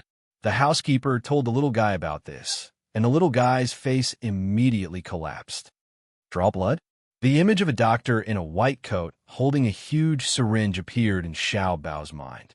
He immediately said with a sad face, "That must be very painful." He lied to him. "It won't hurt. Just poke it with a needle." Chu Xiao Bao shook his head like a broken drum. No, don't try to lie to me. Injections are very painful. It's so painful to poke such a sharp thing into the body. But if you want to find your mother, this is the only way. Otherwise, you can't provide detailed information about your mother, right? What about your father? At the mention of Daddy, Baby Chu lowered his head in disappointment and pouted even more grievedly. "I don't have a father." The housekeeper tried his best to comfort and finally managed to coax the tears that was about to come out of his eyes. In the end, Baby Chu finally decided to compromise. Hence, the deputy director sent someone to bring the child to the hospital to collect information. This old housekeeper was quite good at coaxing children. Chapter 2735. He still had some tricks up his sleeves. After collecting Xiao Bao's DNA and sending it to the database for comparison, the deputy bureau chief said that it would take at least 2 days to complete. Hence, in the end, Chu Xiao Bao was still brought back to the Gu family. Gu Jinglian was originally checking the accounts at the casino when he received a call saying that Xiao Bao was not able to provide any useful information and was brought back to the Gu family. What? Gu Jinglian was obviously unhappy. Why didn't you leave him at the police station? The police station is short of manpower, so they won't be able to take good care of this little guy. Moreover, the little guy said that he wanted to go back to the Gu family to look for you. He seems to rely on you, old master, so? Gu Jinglian smirked coldly. Uncle Fu, I've never seen you so soft-hearted before. Uncle Fu smiled awkwardly. Gu Jinglian was too lazy to argue with him. Settle him down first and don't let him cause any trouble. Understood. Uncle Fu suddenly thought of something and had a flash of inspiration. He looked at Xiao Bao, who was fiddling with his fingers, and thought about it carefully. Old master, this little guy looks so much like you. Do you want to do a DNA test with you? Are you suspecting that he's my child? Gu Jinglian's lips suddenly turned cold and his tone froze. Do you think that with my style, I would be so sentimental as to leave a child outside? No, I don't mean that. Old master, please don't think too much. I'm just... Gu Jinglian snorted coldly and could not be bothered with him. He hung up the phone and continued to check the accounts. The accounts of the casinos were huge and could easily reach hundreds of millions. Generally speaking, he would personally check the accounts to prevent anyone from tampering with them. Checking the accounts of the 4 major casinos under the Gu family's name was extremely complicated. Only a capable person like Gu Jinglian could do it in a day. When the checking of the accounts was completed, it was already 8 o'clock in the evening. After dinner, he returned to the Gu residence. However, when he opened the bedroom door, he saw a certain little girl lying on her stomach in her pajamas on his big bed. She was reading a fairy tale comic on the bed with great interest. His expression immediately turned cold. When Chu Xiao Bao heard the sound of the door opening, he came back to his senses and turned to look at the door. When he saw that it was him, he immediately jumped off the bed and ran to him. He smiled and said, "Uncle, you're back?" Gu Jinglian's face darkened. "Why are you in my room?" I asked Uncle Fu. "He brought me here." Chu Xiaobao didn't have any ulterior motives and directly answered. Gu Jinglian's face turned ashen when he heard this. He gritted his teeth and said, "This old man? Uncle, please don't blame Uncle Fu. I was the one who wanted to sleep with you." Chu Xiaobao still knew how to make excuses for others. Gu Jinglian resisted the urge to kick him out of the door. He raised his hand and pointed to the door. "Go back to your room." He was used to living alone since he was young. He had been alone since he was 3 years old. This habit had never been broken even after he became an adult and had a woman. Even though he had had a woman before, he had never stayed with anyone. He was already used to sleeping alone. Moreover, with his unreasonable obsession with cleanliness, he hated having too much physical contact with anyone. For women, it was just a biological need. "I don't have my own room," Chu Xiaobao muttered, feeling wronged. Chapter 2736. "But it's so lonely to sleep alone. Moreover, the room is so big, I'm a little scared. I keep feeling that this house is eerie and scary, as if it's haunted." Chu Xiaobao had seen a domestic horror movie before, and the plot was set in such an ancient house. Just thinking about it made his hair stand on end. Gu Jinglian's gaze turned colder, and his thin lips parted slightly. "Kid, my patience is limited." Before he could finish speaking, Chu Xiaobao suddenly grabbed his hand and led him to the sofa with a smile on his face. Gu Jinglian was pushed to sit on the sofa with a blank expression. Chu Xiaobao went behind him with a fawning expression and started to massage his shoulders vigorously with his 2 small hands. "Uncle, are you tired? Let me massage your shoulders." Gu Jinglian was speechless. This kid seemed to be good at bootlicking. "Trying to please me?" He raised his eyebrows coldly and glanced at him from the corner of his eye. He was not going to fall for this. "No, I really think that Uncle has worked hard. You must be tired after work. Let me massage your shoulders. You should be able to relax a lot." The corners of Gu Jinglian's lips twitched violently. Xiaobao massaged his shoulders vigorously. Although he did not have much strength, he put in a lot of effort to massage him. After a while, he was sweating profusely and his back was covered in a layer of sweat. Gu Jinglian was too lazy to interrupt him. As he massaged his shoulders, he said patiently, "Uncle, your house is so big." Gu Jinglian did not reply. Xiaobao continued to nag to himself. "One bedroom is as big as my house. Moreover, the bathtub is so big, it can raise so many goldfish. And it's not good to live in a house that's too big." Xiaobao said eloquently. "Such a big house makes people feel very insecure. Moreover, it's eerie, as if it's haunted." Chu Xiaobao saw that he was indifferent from the start to the end, and like a loyal dog wagging its tail, he walked over to him and lay on his lap. He lifted his little face, but his expression was so innocent that no one could bear to reject him. "I'm most afraid of the dark and ghosts. If Mommy was here, she would sleep with me no matter how late she came back. So, Uncle, can you keep me company tonight? I'll tell you a story and coax you to sleep." He finally revealed his motive. This little fellow was only 5 years old, but he was already quite scheming. He knew that he had to curry favor with someone in order to achieve a goal. Gu Jinglian smirked and retorted, "Do you think I'm you? It's okay. Uncle's sleeping alone. You're lonely? I can keep you company too. I'm a very interesting storyteller. I can tell you any story you want to hear." He did not have the habit of listening to bedtime. Gu Jinglian commanded coldly, "Go back to your own room." Xiaobao's expression froze. Gu Jinglian's coldness had frightened him. When he thought of going back to that big but eerie room and sleeping alone in the dark, he felt extremely aggrieved. He suddenly pouted, and his handsome and adorable face instantly wrinkled. His eyebrows were slightly furrowed, and he looked like he was about to cry. Chapter 2737. Gu Jinglian suddenly felt a headache coming on. He was already fuming from reconciling the accounts. Now that he was crying and throwing a tantrum, his head hurt even more. As he cried, he saw Gu Jinglian's gloomy face. He was just putting on an act, but seeing that his expression was not, he was completely scared to tears. Hence, he sat down on the ground and rubbed his eyes with his chubby little hands. His wails were quite earth-shattering. It was as if the whole world was going to shake after his cries. Once a child's childish voice cried. His voice would be sharp and ear-piercing, especially loud. Gu Jinglian was shocked by his cries. He stared blankly at the crying little guy. Boo-hoo! Boo-hoo! Uncle, you're so bad. You're so heartless. Boo-hoo! Uncle, you're a bully, he cried bitterly. And as he cried, he complained about his crimes. Stop crying, Gu Jinglian shouted at him. He glared at him fiercely. His fierce gaze frightened the little boy even more. Before he could finish a coherent sentence, Chu Xiaobao cried hysterically again, abruptly interrupting him. Wah! Gu Jinglian suddenly had a splitting headache, but there was nothing he could do about it. He was at a loss. He shouted at him again.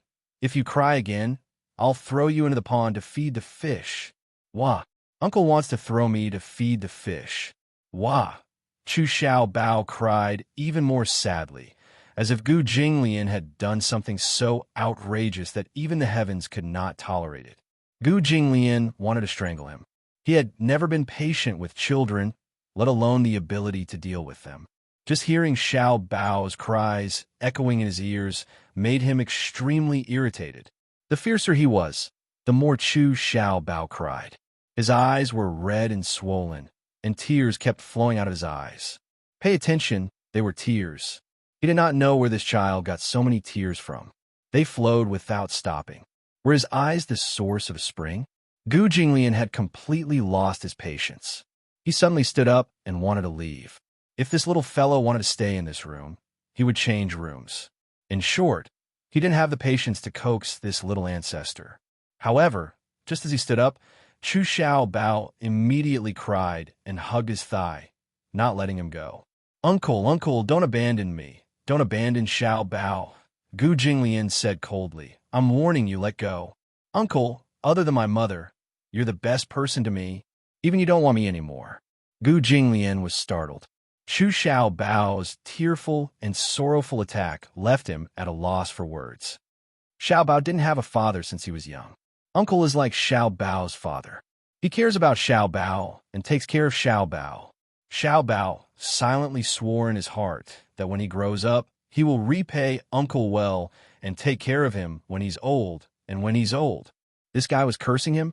Is it because Xiao Bao is too troublesome, so Uncle doesn't want Xiao Bao anymore? Gu Jinglian said bluntly yes. Xiao Bao stopped crying and stared at him anxiously. You're very annoying. Xiao Bao's tearful eyes were glistening. Really? Xiao Bao is really annoying. Very annoying. Sob. Chapter 2738. He was originally aggrieved, but now he was crying sadly. Gu Jinglian was upset. He got up anxiously, left the room, and slammed the door. Surprisingly, Xiao Bao did not chase after him. Instead, he cried even more sadly and fell to the ground.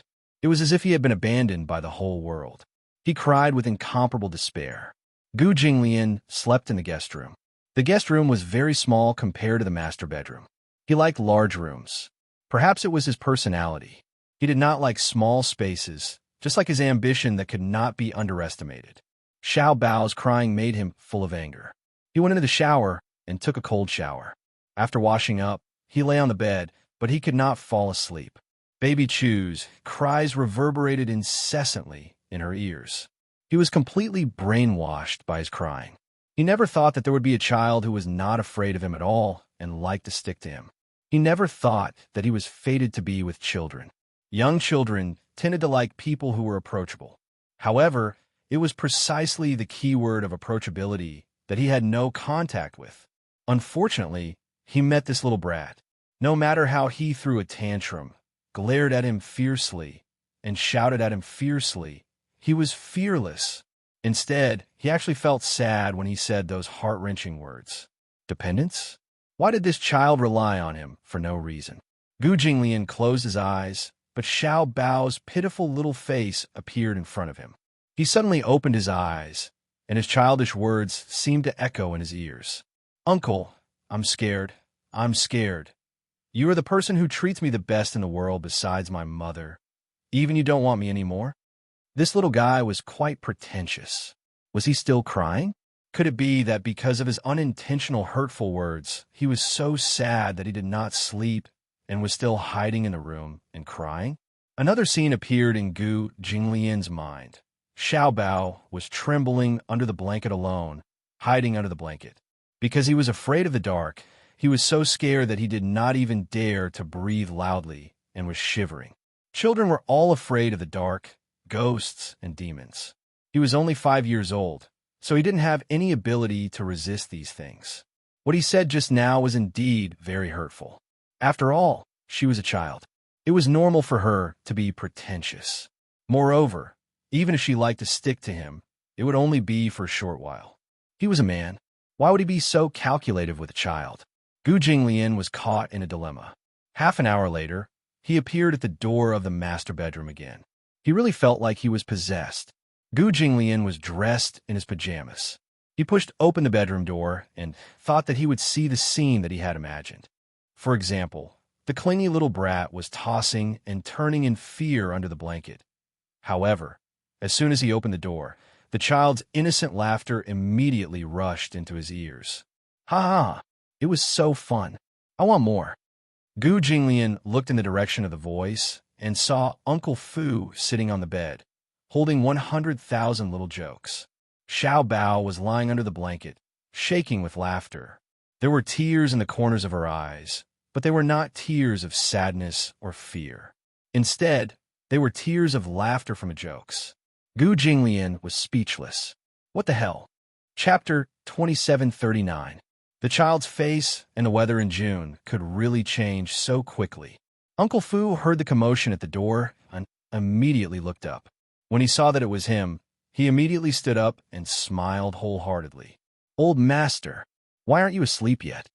Not asleep yet? Wasn't it because he was worried that the little rascal was so frightened that he couldn't sleep well? Chu Xiaobao also noticed him and looked over. First, he glanced at him, then he crossed his arms angrily and turned his face to the side, as though he was angry with him. Oomph. He seemed to be angry at him and snorted disdainfully. Angry at him? Gu Jinglian felt the anger that had subsided suddenly surge up again. He still had the cheek to be angry with him. Chu Xiaobao asked angrily, "Why are you back? You still have the cheek to look for me." Chu Xiaobao said angrily, "Are you asking me to forgive you? Oomph. Scoundrel, big scoundrel, I won't forgive you." Gu Jinglian was so angry that his face was contorted. He glared at him, but before he could say anything, Xiao Bao made a face at him and said, "Scoundrel, go away. I don't want to see you." Gu Jinglian's face was as gloomy as it could get. He had the urge to kick him out. When Uncle Fu heard this, he immediately tried to smooth things over and coaxed Xiao Bao, saying, "Xiao Bao, you can't say that about Uncle. He's worried about you and concerned about you. That's why he came to see you. I don't want him to worry about me." Xiao Bao said stubbornly, "He's a scoundrel and he hates me. Why would he care about me?" Xiao Bao, good children don't hold grudges. Uncle must be worried that you won't be able to sleep. That's why he came to keep you company. Uncle Fu continued to smooth things over. Gu Jinglian was furious. "Old man, do you want to die?" "Master." Uncle Fu immediately walked over and whispered into his ear, his heart aching as he said, "When I entered the room just now, the little guy was crying sadly. His crying was earth-shattering. It took a lot of effort for me to stop his tears. I had to tell him a few jokes to make him stop crying. If you yell at him again, he might cry until dawn." Gu Jinglian was still angry. "You need to be taught a lesson. Old master, it's not like you don't know that when a child cries, the sky falls and the earth rends. If he continues to cry uncontrollably, the entire Gu residence will be in chaos because of him." Gu Jinglian looked at him coldly. "Are you blaming me? Make him cry? I wouldn't dare. This old man is not criticizing you, master." Uncle Fu continued to persuade impatiently. "Master, why lower yourself to the level of a child? Moreover, children are a little childish and love to cry. But this child is sensible, cute, innocent, and kind. He's not a troublemaker. It's quite pitiful that he lost his father at such a young age. The Gu family will take care of him for 2 days at most. Once there's news from the police station, he'll be sent home. Master, you're wise. Don't lower yourself to the level of a child." Gu Jinglian's face was still tense. Why don't you go and coax him? Uncle Fu tried to persuade him again. I can see that this child likes you very much. Gu Jinglian took a deep breath. He didn't know where he found the patience to listen to Uncle Fu and not lower himself to the level of Chu Xiaobao. Thus, he walked to the side of the bed and sat on his side, looking at him coldly. Uncle, it's not good. Don't be angry, okay? Chapter 2740. He did not have much patience, and this was his bottom line. However, Chu Xiaobao did not appreciate it at all, and continued to raise his little face proudly, looking as if he did not care about it at all. Your apology is not sincere at all. Bang! Gu Jinglian's patience finally snapped. He clenched his fists tightly, making cracking sounds. Gu Jinglian suddenly clenched his fists. Uncle Fu saw that the situation was not good, and immediately rushed over and hugged his arm. Master, calm down. Baby Chu was also frightened by the man's frightening expression. He swallowed hard as he looked at the latter's horrifying expression, for fear that his neck would be broken if he said another word. If you have something to say it properly, don't fight. The little guy warned seriously. Do you believe that I won't break your neck? He gritted his teeth. Chu Xiaobao was so shocked that he was tongue-tied. He was so frightened that he immediately hugged his own neck, his face pale. How savage. He knew it. This scoundrel's gaze was as if he wanted to break his neck. Murder is against the law. Here, my words are the law. Gu Jinglian said coldly. Brat, if you don't know what's good for you, I'll really throw you to feed the dogs. Woo! Xiao Bao pretended to cry again. Uncle Fu immediately comforted him with cold sweat. Xiao Bao, don't cry. Master is just scaring you. Shut up. Gu Jinglian shouted angrily. Fu Bo immediately put on an extremely aggrieved expression. Gu Jinglian glared at Xiao Bao angrily. And just like that, they stared at each other. After a long while, Chu Xiaobao swallowed again, licked his dry lips, and then said in a trembling voice, Uncle, don't be angry. I'll forgive you, okay? Let's make up, okay? I'm not angry anymore, and don't throw me to feed the dogs. Gu Jinglian furrowed his eyebrows. Seeing his sincere attitude, Gu Jinglian's angry expression improved slightly. It's a promise. Behave yourself and don't cry. Yes, yes. Chu Xiaobao immediately nodded his head like he was pounding garlic, his pair of innocent eyes staring at him. Gu Jinglian made a pact with him again. Sleep alone, be quiet, and don't make a fuss, okay? And okay. Chu Xiaobao was really afraid that he would throw him to feed the dogs, and quickly agreed to this condition. Go back to your room. Gu Jinglian ordered again. Chu Xiaobao could not wait any longer. She nimbly flipped over and got off the bed. She did not even bother to put on her shoes. Barefooted, she ran out of the room. Uncle Fu immediately said, I'll take him back to the guest room to rest. Gu Jinglian did not express his opinion, which was taken as a tacit agreement. Uncle Fu immediately chased after her and closed the door behind him.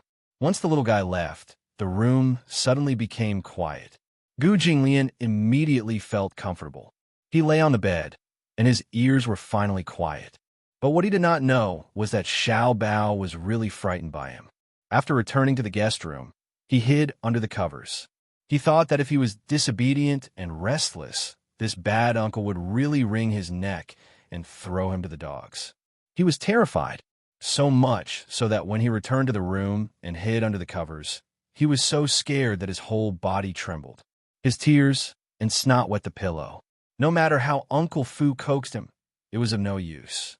Gu Jinglian's words left a huge shadow in his young heart. It wasn't until dawn, when the little fellow was tired from crying, that he fell asleep in a daze with tears in his eyes. Chapter 2741. On the other side, another 24 hours had passed. Chuho finally began to feel anxious when he did not receive any news from Xiao Bao for a long time. No matter how resourceful Mu Yinqing was, it would still take some time to find someone. After Chu Ho provided the license plate number to Mu Yinqing sent his subordinates to look for him. Because of Meng Qingxue, Mu Yinqing could not personally go to look for him. He had to stay in the hospital to take care of her. Chu Ho originally wanted to go along, but Meng Qingxue said that if he went along, the gains would not make up for the losses if he encountered danger. It was better to let Mu Yinqing's men go and bring the person and the car back directly once they found him. Although Chu Ho was worried, he could only force himself to wait calmly for news. Indeed, it would not help if she went. If she encountered a sudden situation and could not get along with the team, it would be counterproductive. Hence, Chu Ho waited patiently in the hospital for news. Meng Qingxue was even more anxious than him. She liked Xiao Bao.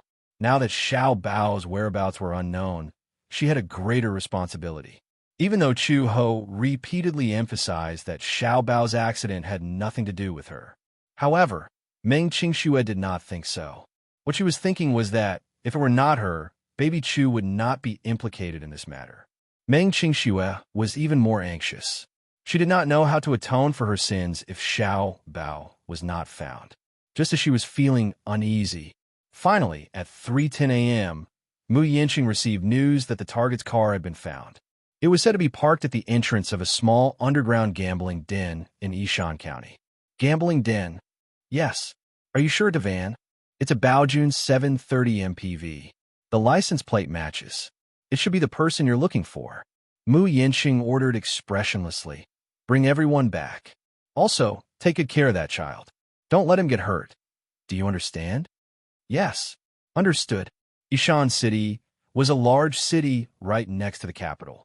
Although the city was large, it was economically backward due to its geographical location. Originally, the country wanted to support it, but Yishan City was surrounded by mountains.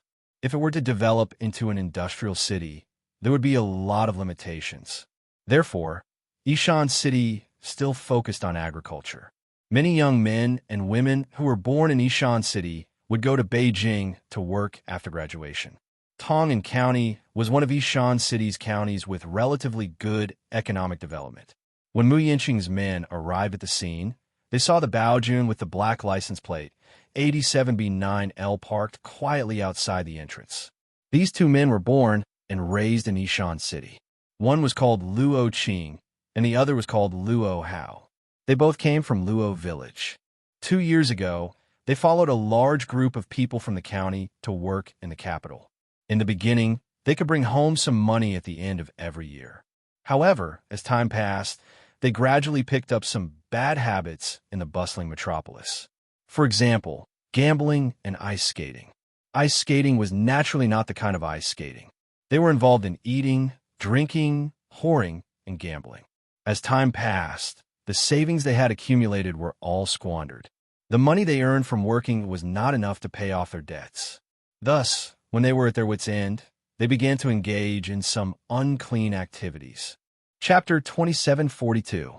Meng Qingxue was the biggest order they had ever taken on. After robbing the money from Song Inya, they returned to Yishan City. Initially, they vowed to start a small business, but as soon as they returned to Yishan City, they plunged into the county's gambling den. In just 2 days, they squandered more than half of the money they had earned. When Mu Yinqing's men arrived, they followed the clues and found their car. Hence, they sneaked into the small gambling den. The gambling house was a common type of underground gambling house. They usually played bullfights and the like. It was not a big deal, but this was only compared to the big gambling houses in the capital. A single win or loss could easily cost thousands or tens of thousands. For Yishan City, where the average income per person was less than 2 days, this was already an astronomical figure. At this time, the atmosphere in the underground gambling den was at its peak. When he found Luo Qing and Luo Hao and Luo Qing were playing happily. Luo Hao was casually chewing on a cigarette with a poker card in his hand. Amidst the smoke, his eyes were half closed. Luo Qing was standing behind him, watching with great interest. Suddenly, someone patted him on the shoulder. Luo Qing waved his hand unhappily. "Don't bother me. I'm nervous." "Are you Luo Qing?" A man's incomparably cold voice suddenly came from behind. Luo Qing froze for a moment before turning his head in shock. When he did, he saw a few men in black suits standing behind him.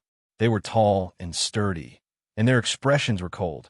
The man in the lead had a pair of hawk-like eyes that stared fixedly at him as if they were knives. "You, who are you?" Luo Qing swallowed hard and asked in a daze. Don't care who we are? Are you Luo Qing? Luo Qing suddenly realized something, and his whole body began to tremble.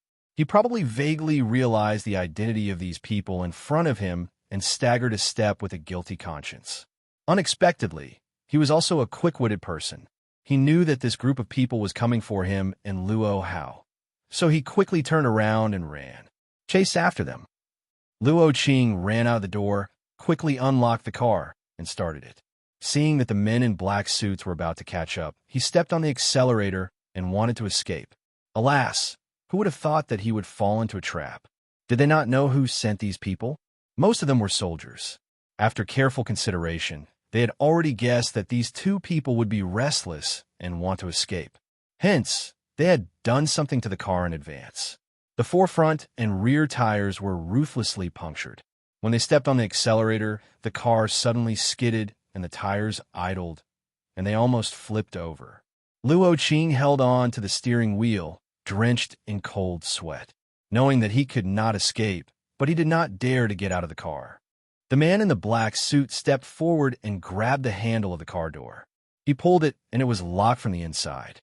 Luo Qing was secretly pleased with herself, but she did not expect the man to be so ruthless. She did not know where he got his strength from, but he pulled the locked car door open fiercely. Get out of here. Behave yourself. Chapter 2743. Thinking that these men were sent by Song Enya, he immediately said, I was wrong. I know I was wrong. I shouldn't have snatched that money. I'll definitely return Miss Song's money. 100,000 yuan, not a penny less. Please don't take me to jail. I beg you. What nonsense are you spouting? The man kicked him fiercely, and Luo Qing immediately fell silent. Soon, Luo Hao was also dragged out of the gambling den. He had just won some money and was feeling smug. However, before he could count the money in his hand, a group of strong men appeared out of nowhere and dragged him out. Even when his hands were handcuffed, he still didn't know what was going on. It was only when he was taken out of the door and saw Luo Qing squatting on the ground that he understood what was going on. So that's what happened. He also thought that Song Enya had called the police to arrest them. He could not believe that this woman really dared to call the police. For a moment, he gritted his teeth in hatred. However, just as they thought that they would be taken to the police station for interrogation, a man in black walked up to them and questioned in a deep voice, Where's the child? The child? Luo Qing and Luo Hao looked at each other in shock before saying, The child isn't with us. Who sent you here? Did Miss Song send you? What Miss Song? The man frowned unhappily and immediately took out a photo from a hidden pocket in his suit. It was a photo of Xiao Bao when he was 4 years old. Luo Qing stared at it for a long time before he realized who the child this man was talking about was. You're looking for this child? Luo Qing immediately said, This child isn't with us. Where's the child? The child. Luo Qing was in a dilemma. Luo Hao also said gloomily, The child really isn't with us. Wasn't he left in that warehouse? We took the money and left. We didn't care about the child. The man furrowed his eyebrows, clearly confused. Thus, he gave the others a look one after another. Let's bring these two people back first. Let Chairman Mu handle it. Yes. After a 12-hour drive, Luo Qing and Luo Hao were brought back to the capital overnight. In the ward, Luo Qing and Luo Hao were dragged into the ward. Chuo had not slept for 2 days and 2 nights. She was extremely sleepy, but because she was worried about Xiao Bao, she had not slept for 48 hours. She was so tired that her eyes were bloodshot. Chairman Mu, we've brought them. Luo Qing and Luo Hao were dragged into the ward. Their backs were violently kicked, and the two of them fell to the ground in an extremely sorry state. They struggled to stand up, but the black-clothed man behind them kicked them again. They could only kneel on the ground obediently, with a mournful expression. Chairman Mu, these two men are called Luo Qing and Luo Hao. They are the people you're looking for. Mu Yanqing frowned and asked, Where's the child? Shuhi stood up abruptly and staggered over to them. She sized them up before turning around and asking, Qing Xue, were these two really the ones who took baby Chu away that day? Chapter 2744. Chuho turned around again, this time without any grace. She suddenly went forward, grabbed Luo Qing's collar with one hand, and asked fiercely, "Where did you hide Xiao Bao?" "Xiao Bao? Are you talking about that chubby little boy?" Luo Qing asked in confusion. He did not remember the child's name. "Don't you care? Where did you hide the child that you took away from here that day? Speak." Chuho's voice was laced with a thunderous aura. For 2 days and 2 nights, there was no news of Xiao Bao, and her patience had been exhausted. Luo Qing was scared half to death by her fierce expression. He trembled all over, and even his voice was trembling. That child wasn't hidden by us. We were just following orders. That child was brought to the capital by us. Then we took the money and left. That child was in the warehouse, and we didn't take him with us. We don't know what happened to him after that. Due to his nervousness and great fear, his words were incoherent and unclear. Chuho lost her patience and gave him a hard punch. This punch was so powerful that it almost dislocated his jaw.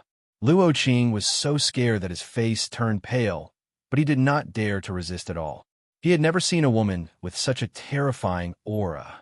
That look in her eyes was as if she could not wait to skin them alive, as if she was a wild beast that wanted to devour humans. Meng Qingxue got out of bed and asked angrily, "That day you broke into our house, stuffed Xiao Bao into a car, and took him away. What exactly happened? Who ordered you to do this?" It was only when these 2 men were kidnapped by Mu Yinqing that she believed that all of this was not his doing. If it was not him, who could it be? "We were also following orders. The employer gave us money, so we did it for her. We took the child away, but when we brought him over, the employer said that it wasn't the child she wanted." "What happened?" Mu Yinqing also felt that something was amiss. "The employer said that she wants. As Luo Qing spoke, she sized up Meng Qingxue, who was standing at the side with trepidation. She wanted to say something, but hesitated, seeming to have some misgivings. "Be honest and tell me everything. Otherwise, don't even think about leaving this place alive." Mu Yinqing chided sternly. With a plop, Luo Qing knelt on the ground in fright. He wanted to cry, but had no tears. "Spare me. We have no enmity with this lady, but our employer instructed us that she wanted a child. We misheard her instructions and misunderstood her intentions. When we brought the child over, she said that she wanted the child in this lady's womb." Luo Qing explained in a trembling voice as she carefully looked at Meng Qingxue. Meng Qingxue's face paled, and she could not help but cover her lower abdomen with lingering fear. Mu Yinqing frowned coldly. "What do you mean?" "That employer said that she wanted the child in this lady's womb. She could either get rid of the child or kidnap her as well. But in a moment of folly, we mistook the child for the target and took him away." Meng Qingxue could not help but stagger a step, her heart beating like thunder. Chapter 2745. Mu Yinqing came to his senses as well. His eyes were filled with anger, as if a storm was brewing. Finally, he gritted his teeth and enunciated each word clearly. "What's the name of your employer?" I don't know." Luo Qing lowered his head, appearing extremely guilty. How could she tell us her name so easily? This is not something to be proud of. We did not find out her identity or name. We only know that she seems to have a strong background and is very generous. She offered a high price of 500,000 yuan and said that as long as we complete the task, she will give us 500,000 yuan as a reward. 500,000 yuan? Was Mu Yinqing's child so cheap? Do you really not know her name, or are you deliberately hiding it from us? Chuho suddenly questioned. Luo Qing kept quiet. Luo Hao, who was standing at the side, suddenly thought of something and stammered. I remember that her surname is Song. She's a very young woman, dressed to the nines with heavy makeup. Her tone is very arrogant, like a rich missy from a big family. Song. At the mention of this name, Mu Yinqing's expression changed. He seemed to have some idea of the employer's identity. Song Inya. It's her. However, if it was Song Inya, it was not surprising that she would do such a thing. She probably knew that Meng Qingxue had left the capital and secretly settled down in Yen City to take care of her pregnancy. Meng Qingxue was pregnant with his child. If Meng Qingxue secretly gave birth to this child, it would indeed be extremely disadvantageous for her. He was not surprised that she would do this. Meng Qingxue was stunned, only to see a strange expression on Mu Yanqing's face. Being a sensitive person, she immediately guessed that he must have guessed who this employer with the surname Song was. Furthermore, he was very familiar with it. So, when Luo Hao mentioned this surname, Mu Yanqing's expression changed instantly. You know her? Meng Qingxue could not help but ask. Mu Yanqing remained silent. Tell me. Meng Qingxue clenched her fists and said coldly, At this point, are you still trying to guard against me and hide everything from me? Mu Yanqing, I'm sure you know who this employer is. Tell me, who is it? Mu Yanqing looked at her with a complicated expression.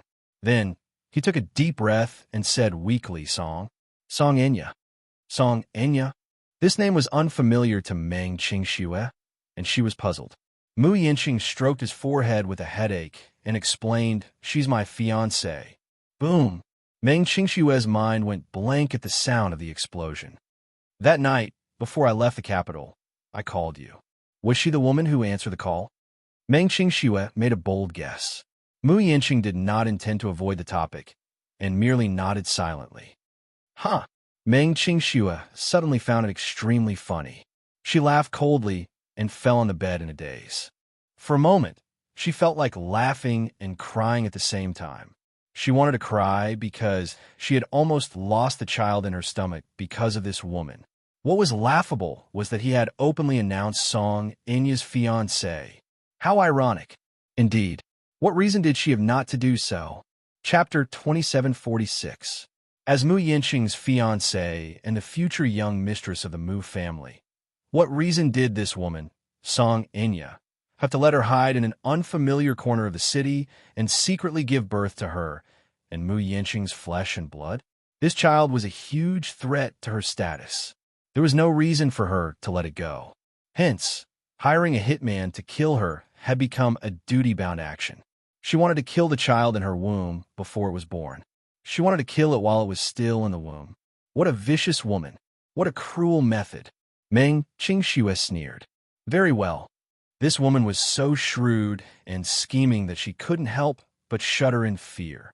However, at the same time, a certain force in her heart silently awakened. Since this woman called Song Enya had declared war on her in such a way, what reason did she have to hide in a corner and drag out an ignoble existence? Did she want to eliminate her and snatch Mu Yanqing away from her? Dream on. Meng Qingxue decided that no matter what, she would fight Song Enya to the end. She wanted to take back everything that belonged to her, even if it didn't belong to her. With this thought in mind, Meng Qingxue laughed coldly.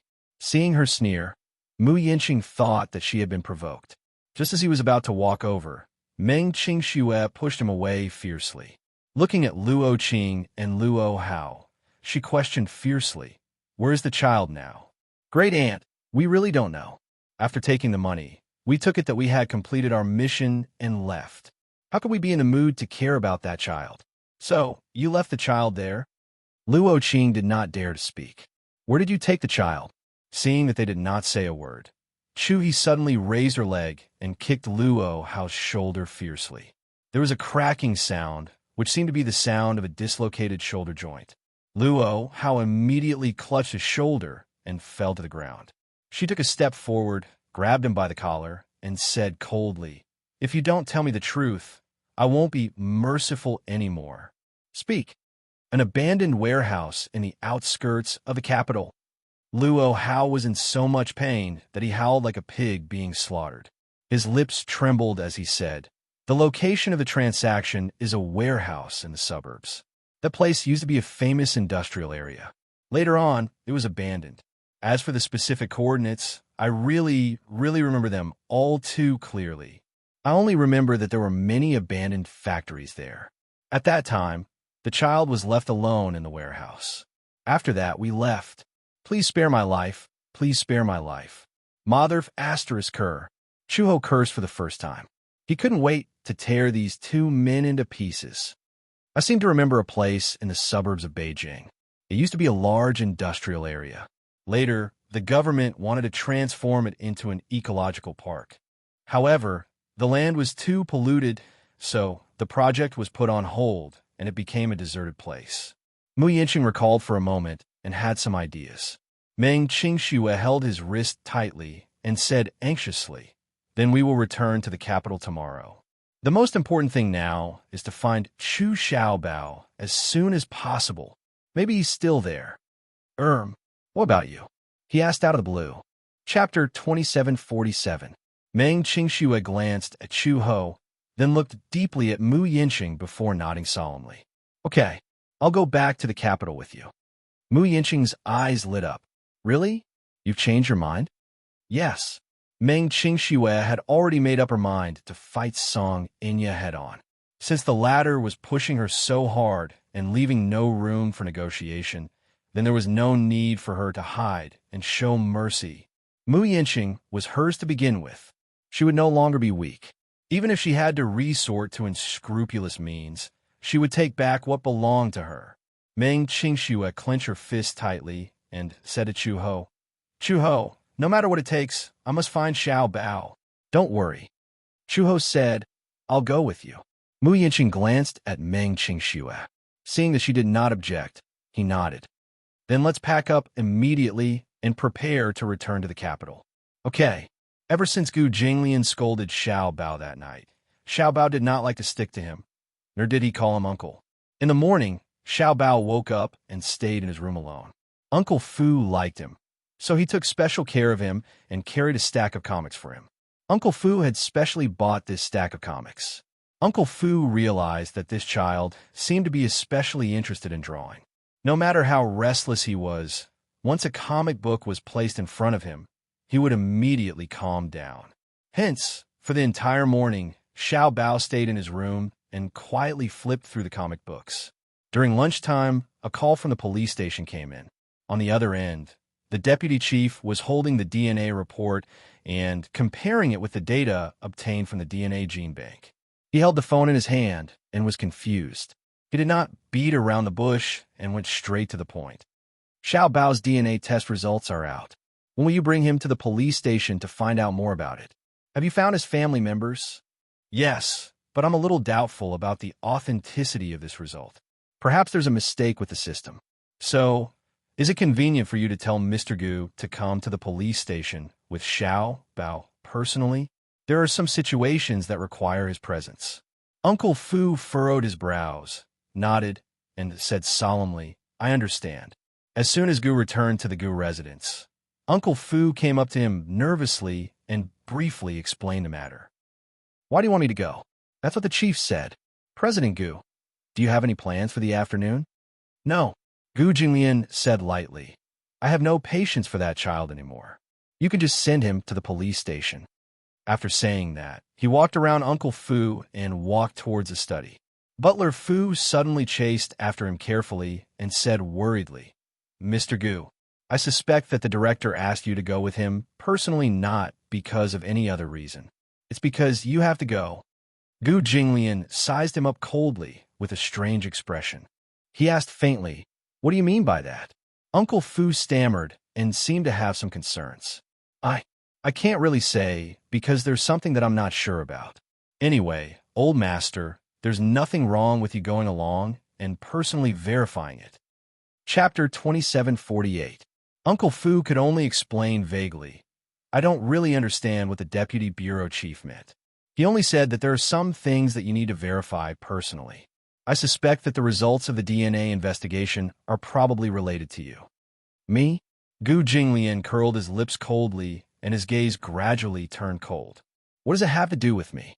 Uncle Fu lifted his eyes and glanced at him. Then he said carefully, "It's a parent-child relationship." Gu Jinglian's expression changed. Then, as if he had heard the funniest joke in the world, he said coldly, "You're joking with me." "Old master, I wouldn't dare.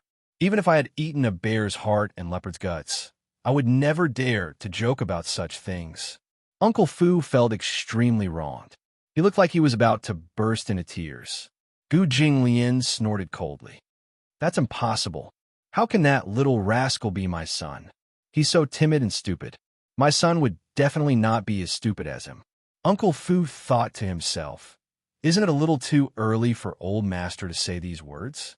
What if he got slapped in the face? Suddenly, there was some movement in the room. Uncle Fu could not care less about Gu Jinglian's expression. He hurriedly pushed open the door and rushed into the room. He saw Xiao Bao lying on the bed, his tender and fair legs bouncing up and down. He seemed to be really satisfied.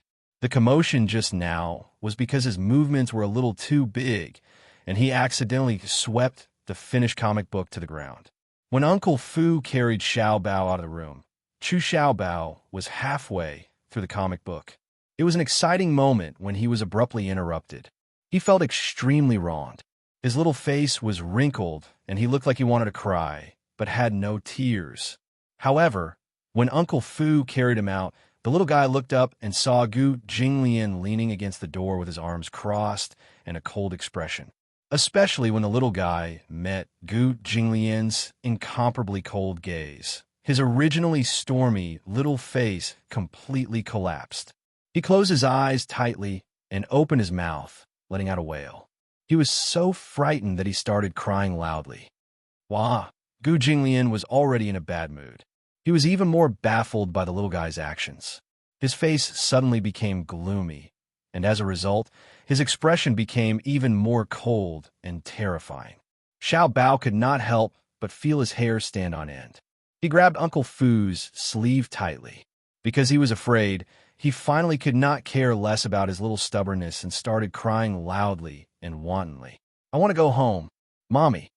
He cried loudly and hugged Uncle Fu tightly. Tears rolled down from his eyes uncontrollably. Mommy. I want Mommy. Gu Jinglian had a splitting headache from his actions.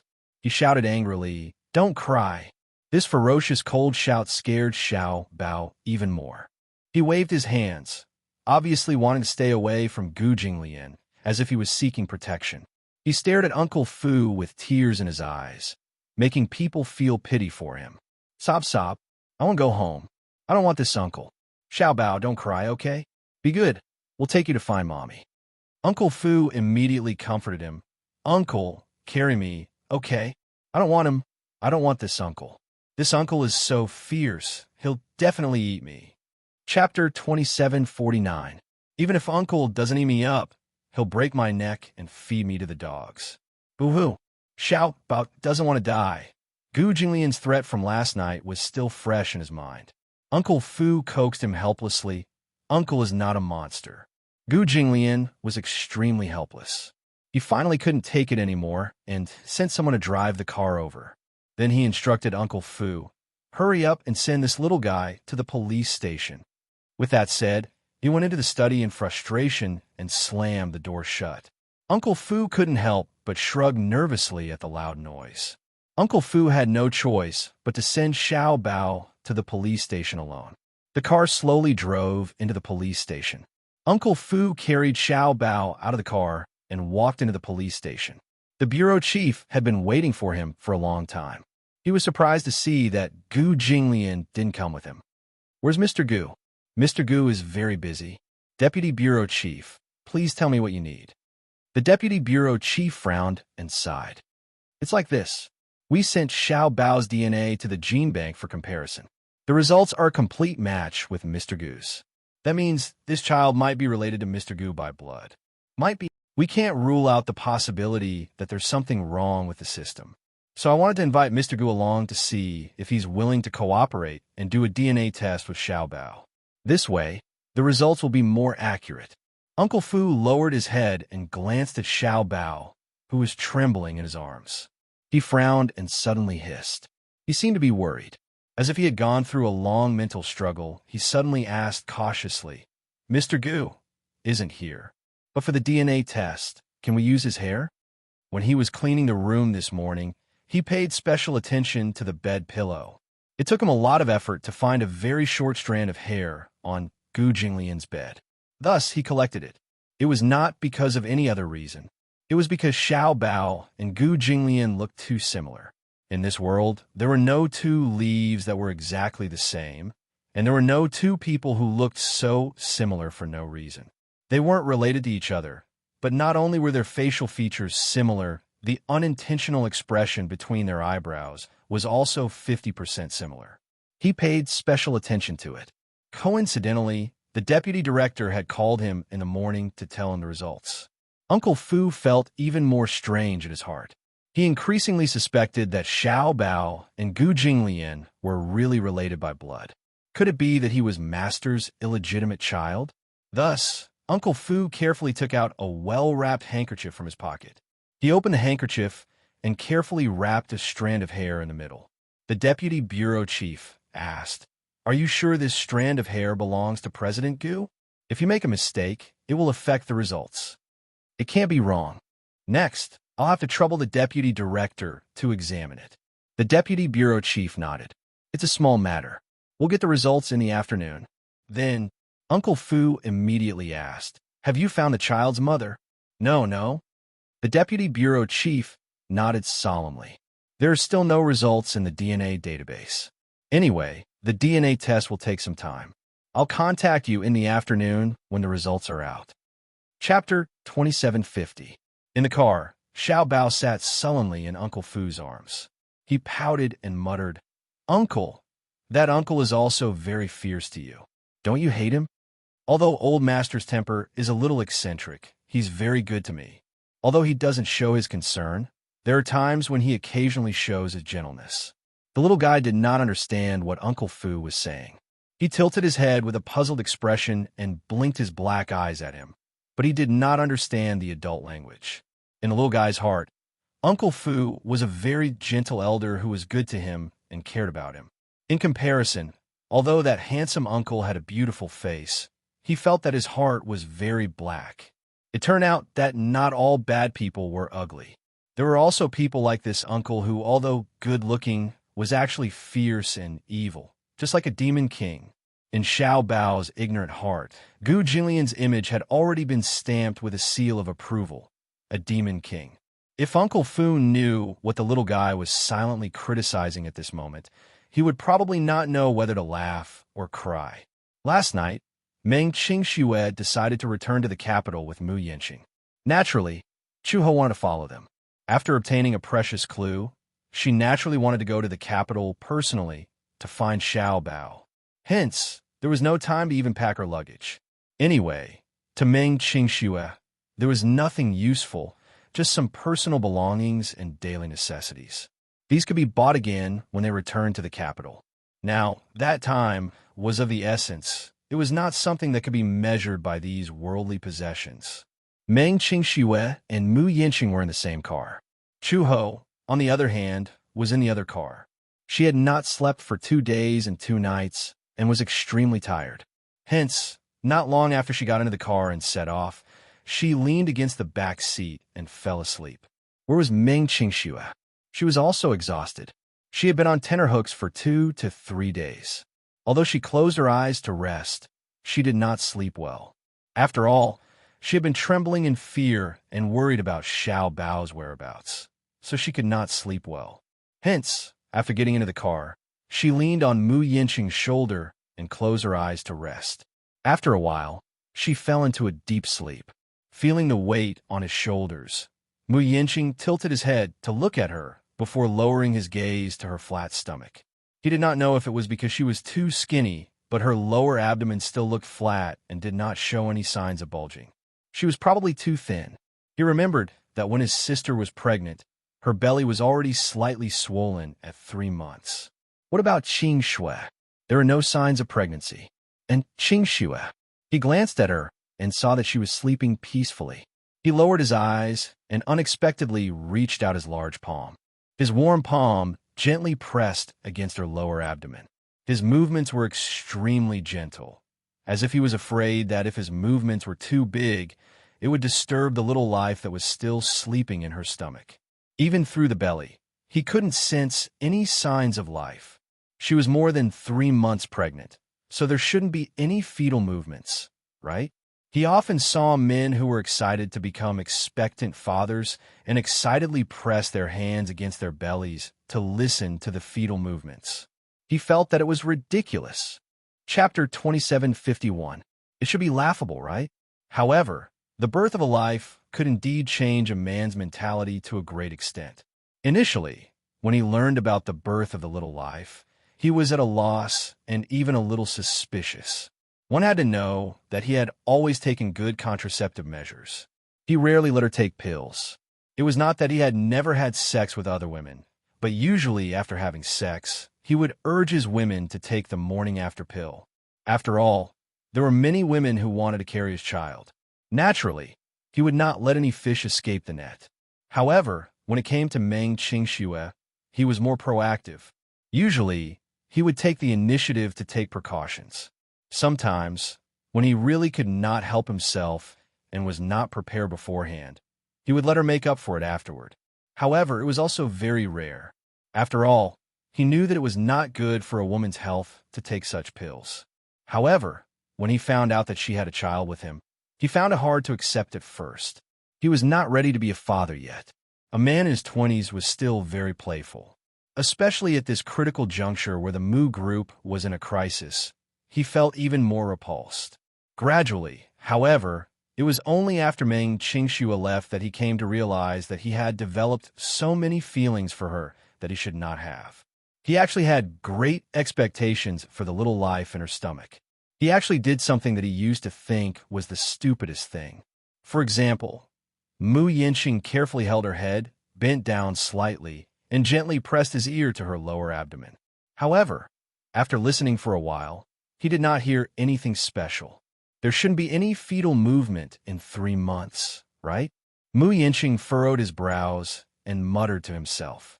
He raised his head and met Meng Qingxue's indifferent gaze. Why was she awake? Mu Yinxing thought of how she had seen all of his silly actions earlier.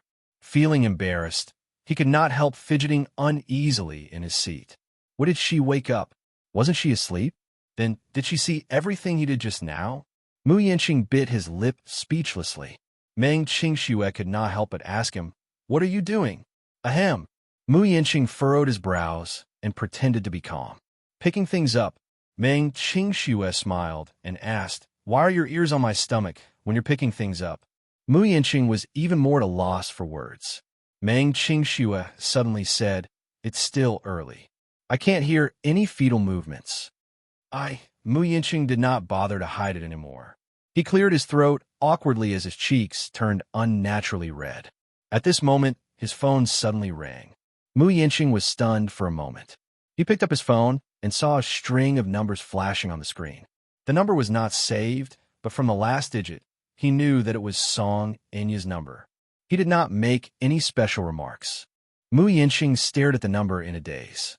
After a moment of hesitation, he suddenly hung up. Meng Qingxue had a strange look on her face. She couldn't help but ask, "Why aren't you answering?" "Oh, it's not a particularly important call. Was it Song Enya calling?" Meng Qingxue asked. Mu Yinxing's face stiffened again. Before he could explain himself, his phone rang again. It was Song Enya, who was persistent in calling him. The urgent ringtone kept urging him to hurry up. Chapter 2752. Meng Qingxue said calmly, "It's okay. Just answer it. She must have something important to tell you." He said, "I don't want to answer it, but you haven't answered it, and she keeps calling." The ringtone is very noisy. Since Meng Qingxue had said so, Mu Yinxing seemed to have no reason not to answer the call. He was worried that Meng Qingxue would mind, but seeing her indifferent expression, he answered the call. "Hello, Yinxing. Why did you hang up on me just now?" Song Enya's gentle voice came from the other end. She asked patiently, but her words expressed a lot of dissatisfaction. "Is it inconvenient?" Mu Yinxing felt an inexplicable sense of annoyance when he heard her voice. The thought of this woman being so heartless to force Qingxue to such a state made him feel that it was unreasonable. However, he still hadn't sorted out the series of events, and he hadn't figured out how to deal with it. "What's the matter?" Song Enya was dissatisfied with his tone and sounded a little impatient. Hence, she became a little unhappy. "Must I only call you when something's up? It's nothing. There's nothing to talk about." Mu Yinxing's attitude was very cold. Compared to his previous aloof attitude toward her, it was much more indifferent. Hence, she said with some dissatisfaction, "Where have you been these 2 days?" You didn't even answer my calls. You seem very busy. How could Song Inya not know where Mu Yinqing had gone? She knew that Mu Yinqing had personally led his men to Yin City, but she did not know that he was now on the way back to the capital with Meng Qingxue. You don't have to ask so much about my whereabouts, do you? Yinqing. Song Inya was slightly dissatisfied and, at the same time, aggrieved. You're my fiancé and my future husband. No matter how unwilling you are, you can't deny this fact. As your fiancé, don't I have the right to ask about your whereabouts? Her voice fell into Meng Qingshue's ears through the receiver. She couldn't help but frown as her eyes gradually turned cold. When she found out that the two men were acting under her orders and that she was the culprit behind her unborn child's death, her hatred for the Missy had reached its peak. Maternal instincts dictated this. Any mother would not tolerate any sand in their eyes. They would never allow anyone to harm their own flesh and blood. Even though she did not know who Song Inya was, she was already at loggerheads with her after what had happened. At the thought of this, the corners of her lips curled up coldly. She reached out and hugged Mu Yinqing's arm. Frowning slightly, she pretended to be uncomfortable and groaned softly. On the other end of the line, Song Inya, who was holding the phone and listening to the silence for a long time, suddenly heard a woman's faint moan. It hurts. Meng Qingshu gently covered her lower abdomen with a pained expression. Yinqing, Song Inya was sure that she heard a woman's voice from the receiver. For a moment, she became nervous and immediately suspected Meng Qingshu. He's with that B*TCH. Meng Qingshu. Who else could it be if not this woman? Chapter 2753.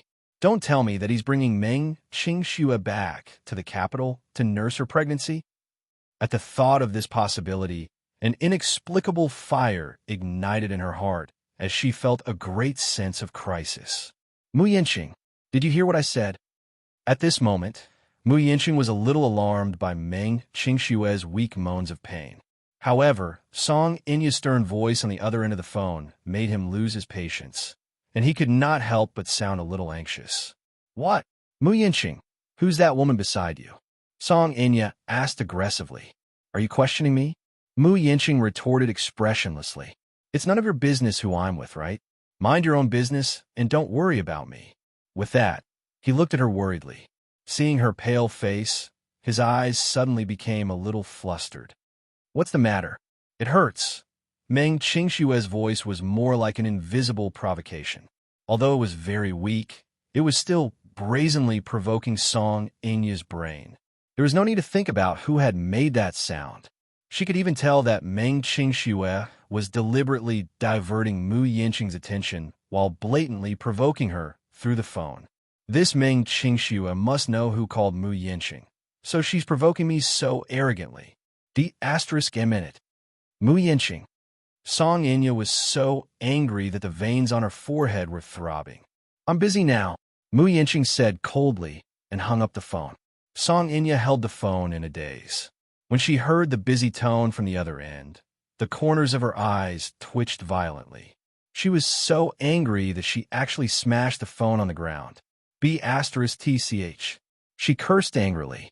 As if not venting her anger, she picked up the phone and smashed it again, as if the phone was Meng Qingshu. Is this Meng Qingshu planning to officially declare war on me? Was she trying to declare her sovereignty over her by doing this? At the thought of this, Song Inya could not suppress her anger. Her face was ashen as she clenched her fists. Suddenly, her lips curled into a bloodthirsty sneer.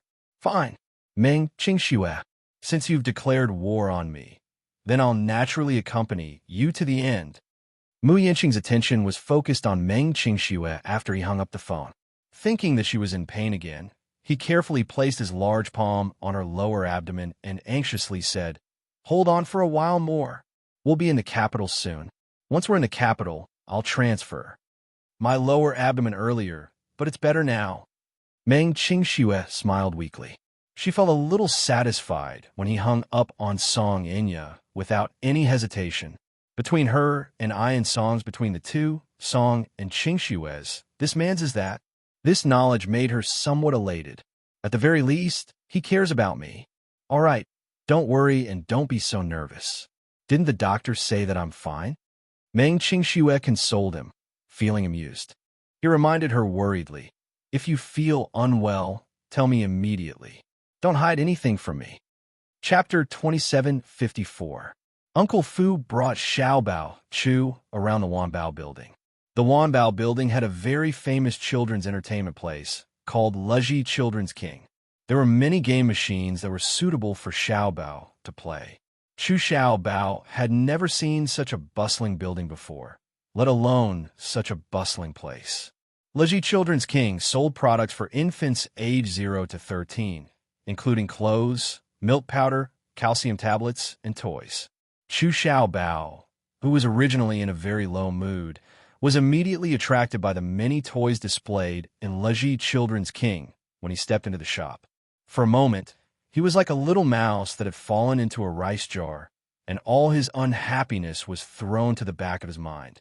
Uncle, look! Chu Xiaobao ran in front of a whack-a-mole game machine, and his eyes lit up. What is this? Uncle Fu walked over and squatted down beside him, and then patiently said, This is a game machine. Do you see these little mice? After a pause, Uncle Fu smiled and picked up a small red hammer that was hanging at the side. He handed it to him and explained, when the game starts, these little mice's heads will pop out of the holes. At this time, you have to use the small hammer in your hand to hit the little mouse's head hard. This way, you can get 1 point. Wow! Xiaobao's eyes seemed to have countless little stars surging. It seemed very fun. Chu Xiaobao's eyes were filled with anticipation. Then does this game require money to play? Although the little guy was still young, he already had the concept of money. He already knew that when he was outside, there were many things that required money. However, his mother had told him before that he could not simply spend other people's money. Therefore, he did not mention that he wanted to play. Instead, he looked at the flashing red light of the game machine with a yearning look on his face. Uncle Fu could tell what he was thinking. He smiled knowingly and immediately called the shop assistant over. He then paid for the coins and returned to the game machine with the coins. He saw that Xiaobao was still holding the small hammer and staring at this extremely novel toy, so he deliberately teased him. Xiaobao, do you want to play? Xiaobao nodded heavily without any defense, but suddenly thought of something and said carefully, This game costs money. Forget it. I'm just looking, not playing. Here. Uncle Fu opened his palm. Xiaobao looked over and saw a few coins lying quietly in his palm. He was surprised. What are these? Coins. As long as you put in the coins, you can play. Once he heard that he could play the game, Xiaobao could not help but be excited. His face was flushed with excitement and yearning. He asked tentatively, Can I really play? Of course. Uncle Fu smiled knowingly and then put a coin into the terminal. After a while, the screen showed start. He gently urged, Xiaobao, the game has started. Xiaobao immediately raised the small hammer in his hand and smashed it heavily on the little mouse's head that popped out of the hole. Squeak, squeak. The little mouse let out a scream and retreated back into the hole. So fun, so fun. Chapter 2755. It was Xiaobao's first time playing, so his reflexes were not particularly nimble. Although he used a lot of strength, he was sometimes too nervous and could not perform well. Several times, he missed his target. Uncle Fu also became nervous and kept pointing out the mountains and rivers. Quickly hit that side. Over there, over there. Here. Baby Chu panted as he hammered away at the wall with his small hammer. Uncle Fu watched from the side and couldn't help but sigh silently in his heart. Thinking about the old master when he was young, he still remembered that when Jinglian was 6 years old, they went to the commercial street to play. At that time, there was a huge pirate ship in the middle of the commercial street. At that time, Gu Jinglian was young. At the age of 6, he was really at his most playful age. He clamored to play. However, as the future successor of the Gu family, the family had extremely high hopes for Gu Jinglian. As the eldest son of the Gu family, Gu Jinglian's every word and action were strictly controlled. At the age of 4, he had already started receiving strict training. Shooting, karate, jiu-jitsu. He still remembered the first time he went to the shooting range. Little Jinglian threw a tantrum because he did not like such a serious occasion. In the end, his strict father threw him into the detention room as punishment. For the entire night, he knelt in the detention room and was not allowed to get up. The next morning, it was Uncle Fu who personally carried him back to his room. He had already lost all feeling in his knees and was unable to stand. From then on, his personality changed drastically. He was no longer as energetic as a normal child. His personality also became increasingly gloomy, and he did not like to get close to anyone. At the age of 6, Gu Jinglian had already seen countless bloody scenes with his father. Once at the casino, the 6-year-old Gu Jinglian watched helplessly as a gambler who cheated had his hands crippled by the casino's hired thugs. The ground was covered in blood, but there was no fear on his young face. It was as if this was a normal scene. Uncle Fu looked at Xiao Bao and sighed. At the end of the round, the little guy was sweating profusely, but he only got 10 points. The shop assistant stood to the side and watched. Xiao Bao's serious expression as he played the game was too funny. She couldn't help but ask, "Little friend, is this your first time playing?" Xiao Bao nodded in a daze and looked at her shyly. The shop assistant explained, "If you can clear the game and break the record, you have a chance to win a heavyweight prize." Xiao Bao's eyes seemed to be filled with countless little stars as he asked excitedly, "What's the prize?" The shop assistant pointed at the rules of the game and briefly introduced them. The final record was 100 points. Uncle Fu looked at it carefully. If he could break the record, he would be able to get the latest AI robot developed by Laji Holdings. It was a global limited edition. However, there was a prerequisite. Parents could not give any help in this game. The child had to break the record with his own strength in order to win the prize. Uncle Fu and Xiao Bao talked about this. Xiao Bao clenched his fists and looked determined to win. "I will work hard and win the prize." He looked like a tiger, eyeing its prey with ambition in his eyes. Uncle Fu stayed by his side and was responsible for putting in the coins for him. He silently watched over him. Halfway through the game, the police station called. Chapter 2756. Thus, he walked to the side and picked up the phone. On the other end of the line, the deputy bureau chief sounded worried and conflicted. "The diagnosis report is out. It's basically confirmed." When Fu Bo heard this, he frowned slightly. "Are you sure? There can't be any mistakes. As long as there's no problem with the sample you provided, it's basically confirmed." Fu Bo couldn't help but suck in a cold breath. In the end, they couldn't be bothered to play games anymore. Uncle Fu carried Xiao Bao back to the Gu family in a hurry and immediately asked about Gu Jinglian's whereabouts. His subordinate reported that Gu Jinglian had just left to survey the territory. The Gus intended to invest in a piece of land to build a financial center. That piece of land was what Gu Jinglian had liked previously. He had bought it through an auction. The area wasn't particularly prosperous, but the rail transportation was very convenient. In the future, when it was developed into a financial street, it would have great prospects. "Did Old Master say when he'll be back?" That person shook his head. "No, Old Master didn't say anything." Uncle Fu frowned and carried Xiao Bao to the seat beside him. He paced back and forth a few times and suddenly asked, "Hey, you've been following Old Master all this time. Have you ever found out what kind of women he has around him?" I looked at him in a daze. He obviously didn't understand why he had thrown this question out of the blue. "Uncle Fu, why are you suddenly asking this?" "There's a reason why I'm asking you this. You just have to answer," he said doubtfully. "It doesn't seem appropriate to discuss Old Master's private matters in private, right? Old Master hates this the most. If he finds out that I'm talking too much, wouldn't it be? Don't worry. Just say it. You don't have to worry about what happens after that." He rubbed his chin and recalled. Then he sighed helplessly. "Old Master has a lot of women around him," I said. Uncle Fu didn't give up and asked, "How many are close to him?" "Not many." He shrugged and said calmly, "Master has many women around him, but he doesn't have a close relationship with any of them. Most of it happened in one night." "Uncle Fu, you know it too. Master didn't care about women at all. Even if he had a lot of women, it was just a biological need. He's a man after all. Moreover, You also know that old master doesn't believe in marriage. He said that he won't marry. Therefore, his marriage has always been a sore point for the entire family. Aren't there any special exceptions? He shook his head. No. Fubo sighed. He felt that he couldn't make sense of the situation. He glanced at his expression, but tactfully did not ask further. An hour later, Gu Jinglian actually came back. He went to investigate the scene and saw that there were no major problems, so he went back home. As soon as he returned to the Gu family, the first question he asked was, "Did you send that brat back?" However, his subordinate reported that Uncle Fu had just brought that little fellow back to the Gu family. "Call that old man over."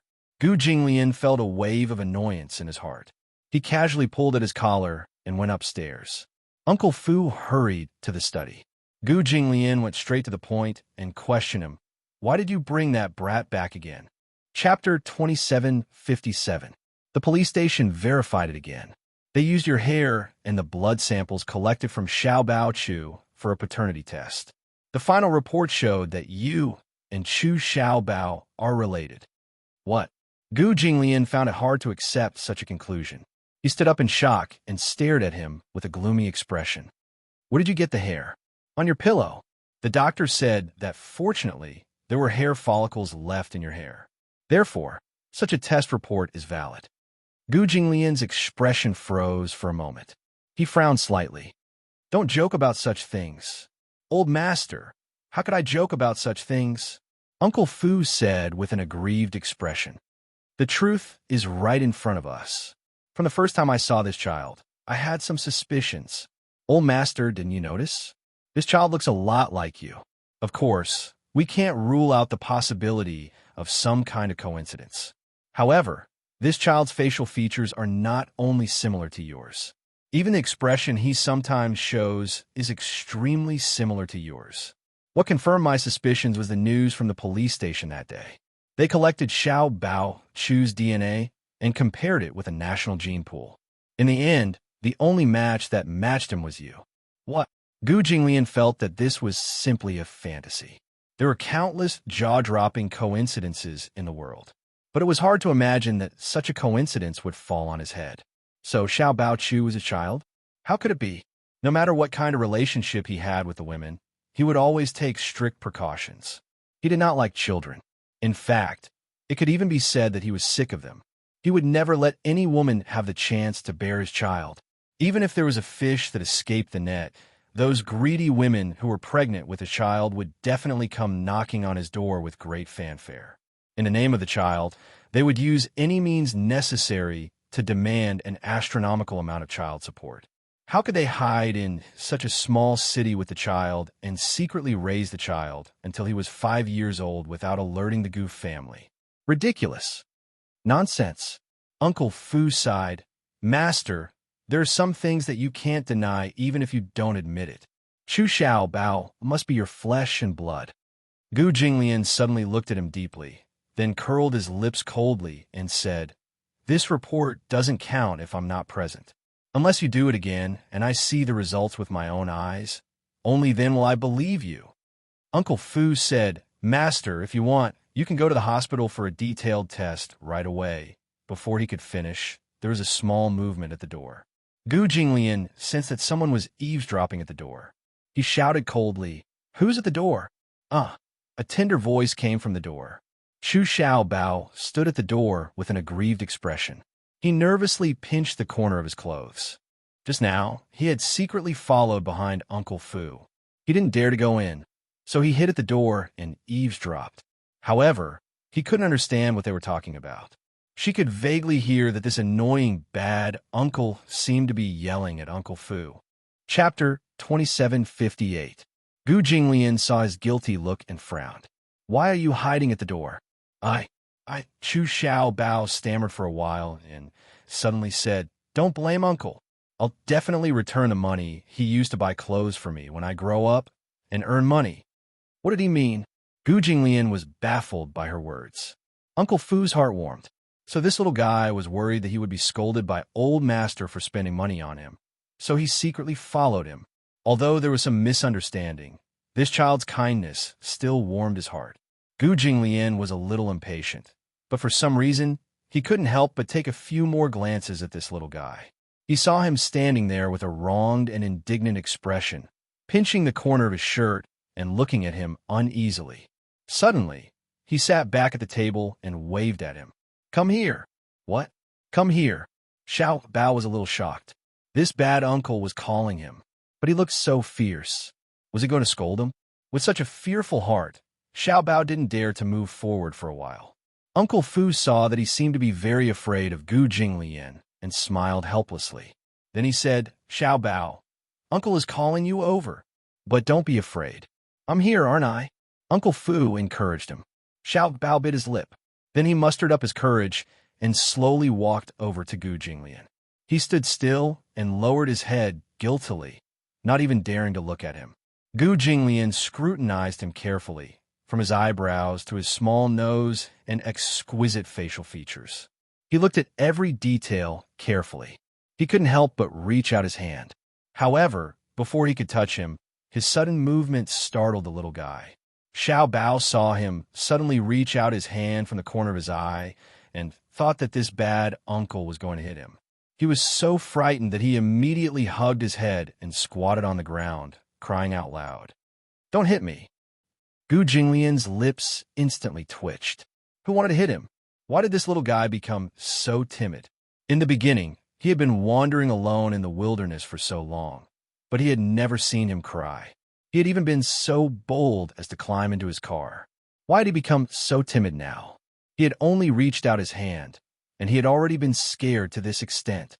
Uncle Fu wanted to laugh, but his heart ached at the same time. It was probably because of Gu Jinglian's harsh words that night that the little guy was scared out of his wits. Hence, when he stood in front of Gu Jinglian, he could not help but feel paranoid and jittery. "Xiao Bao, be good. Uncle isn't going to hit you." Xiao Bao raised his head. There were still a few drops of tears on his face. Seeing that Gu Jinglian was staring at him coldly, as if he really didn't want to hit him and didn't look as fierce as he remembered, Xiao Bao stood up, trembling all over, but his shoulders were still trembling. "Uncle, you said not to hit me," the little guy said sobbingly. Gu Jinglian took a deep breath to calm his emotions. He deliberately eased his tone and said lightly, "Come here. Let Uncle take a good look at you." "Woo." Xiao Bao was a little unwilling. Uncle Fu saw this and gently pushed him from behind. Only then did Chu Xiao Bao pout and walk in front of Gu Jinglian. He raised his head, but didn't dare to look into his eyes. Chapter 2759. Gu Jinglian looked at him up close and reached out his hand. His slender fingers slowly caressed every inch of his facial features. His fingertips gently rubbed his brows and eyes, and he couldn't help but stare blankly. He hadn't looked at him seriously before, but now that he was looking at him up close, he suddenly realized that it was no wonder that Uncle Fu was suspicious. This child did look like him when he was young. But his child? Was it possible? Then, who was his mother? "Uncle, why do you keep staring at me?" Chu Xiao Bao tilted his head and asked, puzzled. Gu Jinglian was silent. Behind him, Uncle Fu smiled and said, "Xiao Bao, haven't you always said that you want to find your father?" Chu Xiao Bao turned around and exchanged glances with Uncle Fu. He nodded vigorously. "Yeah, Xiao Bao didn't have a father since he was young. Mommy doesn't know where Daddy is either, but Mommy said that Xiao Bao has a father. It's just that they were temporarily separated for some reason. Xiao Bao has always wanted to find his father." Uncle Fu asked deliberately, "If you really find your father, are you willing to acknowledge him?" "Yes, yes." Chu Xiao Bao nodded vigorously. "If I can find my father, of course I'm willing to acknowledge him, because he's my father. Without my father, there wouldn't be a Xiao Bao." Uncle Fu smiled in relief. He walked forward and picked him up. Then he gestured, "Xiao Bao, Uncle will tell you a secret, okay?" "Okay." Xiao Bao went forward. Uncle Fu leaned close to his ear and whispered, "Your father is right in front of you." "What do you mean?" Xiao Bao couldn't wrap his head around it for a while. Uncle Fu gestured with his eyes. "This uncle is your father." The afternoon sun was glaring and vicious. Even though it was only April, the weather was gradually turning hot. There seemed to be no transition between winter and summer as it quietly arrived without warning. Mu Yinqing and his entourage arrived in the capital. According to the clues and coordinates provided by Luo Qing, they quickly found the exact location. Just as the clues provided by them were, there was indeed a very well-hidden industrial area in the suburbs. This industrial area was built in the last century. They found the warehouse, and when they walked over, they saw breadcrumbs and broken chairs scattered on the ground. Chu-Ho walked over and squatted on the ground. She gently rubbed the breadcrumbs. She walked over to the broken chair and looked at it. The chair was made of solid wood. After years of being exposed to the wind and sun, many parts of the warehouse were already moldy and decayed. It could be easily broken with a gentle twist. Luo Qing said that the warehouse is very humid, so they used a chair to tie baby Chu up. From the looks of it, it should be here, she said. Chu-Ho frowned and said slowly, but Xiao Bao isn't here. Where could he have gone? Could Song Yinya have brought him back? Meng Qingxue asked worriedly. Impossible, Mu Yinqing said. Since this child isn't the one she wants, she won't take the risk to bring him back. After all, it won't do her any good to harm a child. She won't do anything to Xiao Bao. A woman like her is ruthless. What won't she do? Meng Qingxue said hatefully. Chapter 2760. Chu-Ho suddenly stood up, turned around, and looked around before saying calmly, Xiao Bao should be fine. Mu Yinqing was stunned. What do you mean? Meng Qingxue was surprised to hear this. Chu-Ho, how can you be so sure? Did you see this chair? Chu-Ho kicked the wreckage of the chair on the ground expressionlessly and said slowly, Didn't Luo Qing say that they left after tying Xiao Bao to the chair? I looked at the scene and didn't see any signs of an intense fight. I originally thought that Xiao Bao had been taken away by that woman. However, when I saw this chair, I could infer that that woman was probably like Luo Qing and Luo Hao. She didn't care about the child and just left. Meng Qingxue walked to Chu-Ho's side and looked down at the chair on the ground. It seemed to have suffered a huge impact and was broken into pieces. She was a little puzzled. What happened to this chair? Do you see it? The chair is broken and broken into pieces, but do you see here? There are traces of handcuffs here. Judging from these traces, the little guy was probably tied to the chair and wanted to escape, so he dragged the chair to the wall. Then, he turned his back and slammed into the wall to break the chair. This chair looks very sturdy, but after being exposed to the wind and sun for so many years, coupled with being soaked in water, it has long rotted and broken. Maybe the little guy was left here alone and thought of this way to get away. After Chu-Ho explained in detail, Meng Qingxue came to a realization. I understand what you mean. In other words, Xiao Bao didn't get into an accident.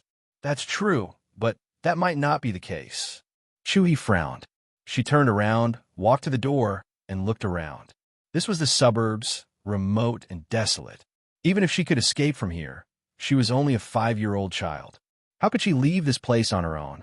After arriving in the capital, Chu-Ho noticed along the way that this place was barren and there was no sign of human habitation. Even an adult would have to walk for 3 days and 3 nights to leave such a desolate place. With Xiao Bao's leg strength, there was no way he could walk out of here. Chu-Ho frowned and clenched her fists tightly. For a moment, she felt a little lost. She wanted to find Xiao Bao, but she did not know how to do it. In the huge capital, finding a child was like finding a needle in a haystack. She did not dare to think in a bad way. But it was not that she was not worried that Xiao Bao might have encountered an accident in this wilderness. If it were any other woman, she would probably be so helpless that she would break down in despair and wail at this time. But Chu-Ho did not. Meng Qingxue said, Why don't we call the police? Call the police? Mu Yinqing snorted. Haven't you seen the efficiency of the police? Call the police? There won't be any clues at all. But it's better than just sitting there and not doing anything. Meng Qingxue, however, disagreed. What if baby Chu meets a kind-hearted person on his way out and sends him to the police station to file a report? Who knows, we might be able to get some leads by calling the police. Chapter 2761. Chu-Ho also silently agreed with this suggestion. Even if Xiao Bao had really met with an accident, they could still get news from him by calling the police. If there was no news, it would probably be the best news. In short, they should contact the local police station first and file a record. What if there was a lead? With such hope, Chuho picked up her phone and dialed the police station's number. After connecting to the police station, she recorded Xiao Bao's basic characteristics and some information, waiting for a slim chance of survival. Just as the group was driving towards the city center, Chuho suddenly received a call from the police station. "Hello, are you Miss Chu? I'm from the Yinhu District Public Security Bureau. Previously, the call center received a report from you saying that your son was missing. The name you provided was Xiao Bao Chu, right?" "Yes." Hearing this, Chuho was a little excited. She held the phone tightly and asked, "Excuse me, is there any news from your side?" "Oh, it's like this. This name was not found in the Household Registration Center. However, I checked online. Previously, the Shangwan Public Security Bureau also received a report that a child was missing and entrusted to the Public Security Bureau to find his family. However, 10 minutes ago, the family called to close the case. Apparently, the child has already found his family." "What?" Chuho's expression froze for a moment. Her eyebrows were tightly knitted together. "Officer, are you sure?" "Yes, I'm sure." "How could it be?" Chuho was a little unsteady on her feet. For a moment, many doubts arose in her mind. She clenched her teeth tightly and said with difficulty, "Could it be a false claim?" She had seen on the news that some criminals would pretend to be the child's family and claim the child. Previously, there was such a blunder in Sea City. Due to the negligence of a few police officers at the Public Security Bureau, the child was falsely claimed by an unrelated stranger and was then abducted and sold to a remote mountain area. Fortunately, it was discovered in time, and through the police station surveillance cameras, they had a detailed picture of the child's facial features. The police officer immediately said, "That's impossible." The information on the case said that the child and his family had undergone a DNA test and confirmed that they were related. That's why the case was closed. Chuho's face suddenly turned ugly. "However, we can't rule out the possibility that it's a coincidence of names. After all, other than providing names and general information, you didn't provide any other strong clues. Is it convenient for you to come to the police station now, collect DNA information, and then do a detailed investigation? Perhaps it was just a coincidence. However, please rest assured that the DNA information of the child is basically consistent with his father's. If the blood relationship is not confirmed, we can't just close the case casually." Chuho hung up the phone with a complicated look on his face. For a moment, it was as if there were countless inexplicable threads crazily rushing to the center of his eyebrows, giving him a splitting headache. She rubbed the space between her eyebrows, but her forehead had unknowingly started to sweat. Meng Qingxue saw that she looked terrible and couldn't help but walk up to her worriedly. She asked anxiously, "Chuho, is there any news from Xiao Bao?" Chapter 2762. The police said that there was indeed a child named Chu Xiao Bao who got lost and was sent to the Public Security Bureau. However, after an investigation, his family members claimed him and the case was closed. Family members? Meng Qingxue was shocked. "How is that possible? I think it's very strange, too. This is simply a fantasy." Chuho said. Mu Yinqing said from the side, "It's useless to say so much now. Calm down. We might as well go to the police station to take a look. It's better than being flustered here." For the first time, Chuho did not refute and only nodded. The car drove toward the Yinhu District Public Security Bureau. The Yinhu District Public Security Bureau was not far from the highway intersection. The intersection of the highway intersection and the provincial road was the only road that led to the suburbs, which was the abandoned industrial area. Yinhu District was in charge of the jurisdiction of this area. Therefore, after 20 minutes, Chuho arrived at the police station. Mu Yinqing was in charge of parking the car, while Meng Qingxue followed closely behind Chuho into the police station. The police officer in charge of the case received them. The police officer had already printed out the documents for the record and explained it concisely. "That child is 120 centimeters tall and looks very delicate. He's about 5 years old. As the Household Registration Center couldn't find his file, he probably wasn't registered on the household register. Just 3 days ago, a middle-aged man brought him to the police station to report case. He said that the child was lost and asked the police to find his family members. However, after searching hard, they couldn't find any information about the child. After that, the child's DNA was collected and sent to the DNA database for comparison. 3 days ago, Chuho frowned. The timing was basically the same. But where was Xiao Bao before the case was reported? Where was the child found? Chuho asked. The police officer shook his head and said he didn't say. The person who reported the case only said that he accidentally picked him up on the road. At that time, it was very late and the child was alone on the road in the suburbs. He seemed to have gotten lost from his family. Then, didn't you say that you collected the child's DNA and sent it to the database for comparison? Chuho paused and asked nervously, "Did you get any results?" The police officer only said, "There are no notes on the details." They only said that the child's father had been found and brought the child home. The case has been closed. That's my child, Chuho said confidently. If it's really as described in this case, then all the characteristics are consistent, and the time of disappearance is also consistent. Then that child is my son. His name was Xiao Bao Chu. Officer, can you help me find my child? It's naturally impossible to rely on your one-sided statement. Is it convenient for you to do a DNA test? If the information matches, we'll take you to the child. Chuho gritted his teeth and took a deep breath.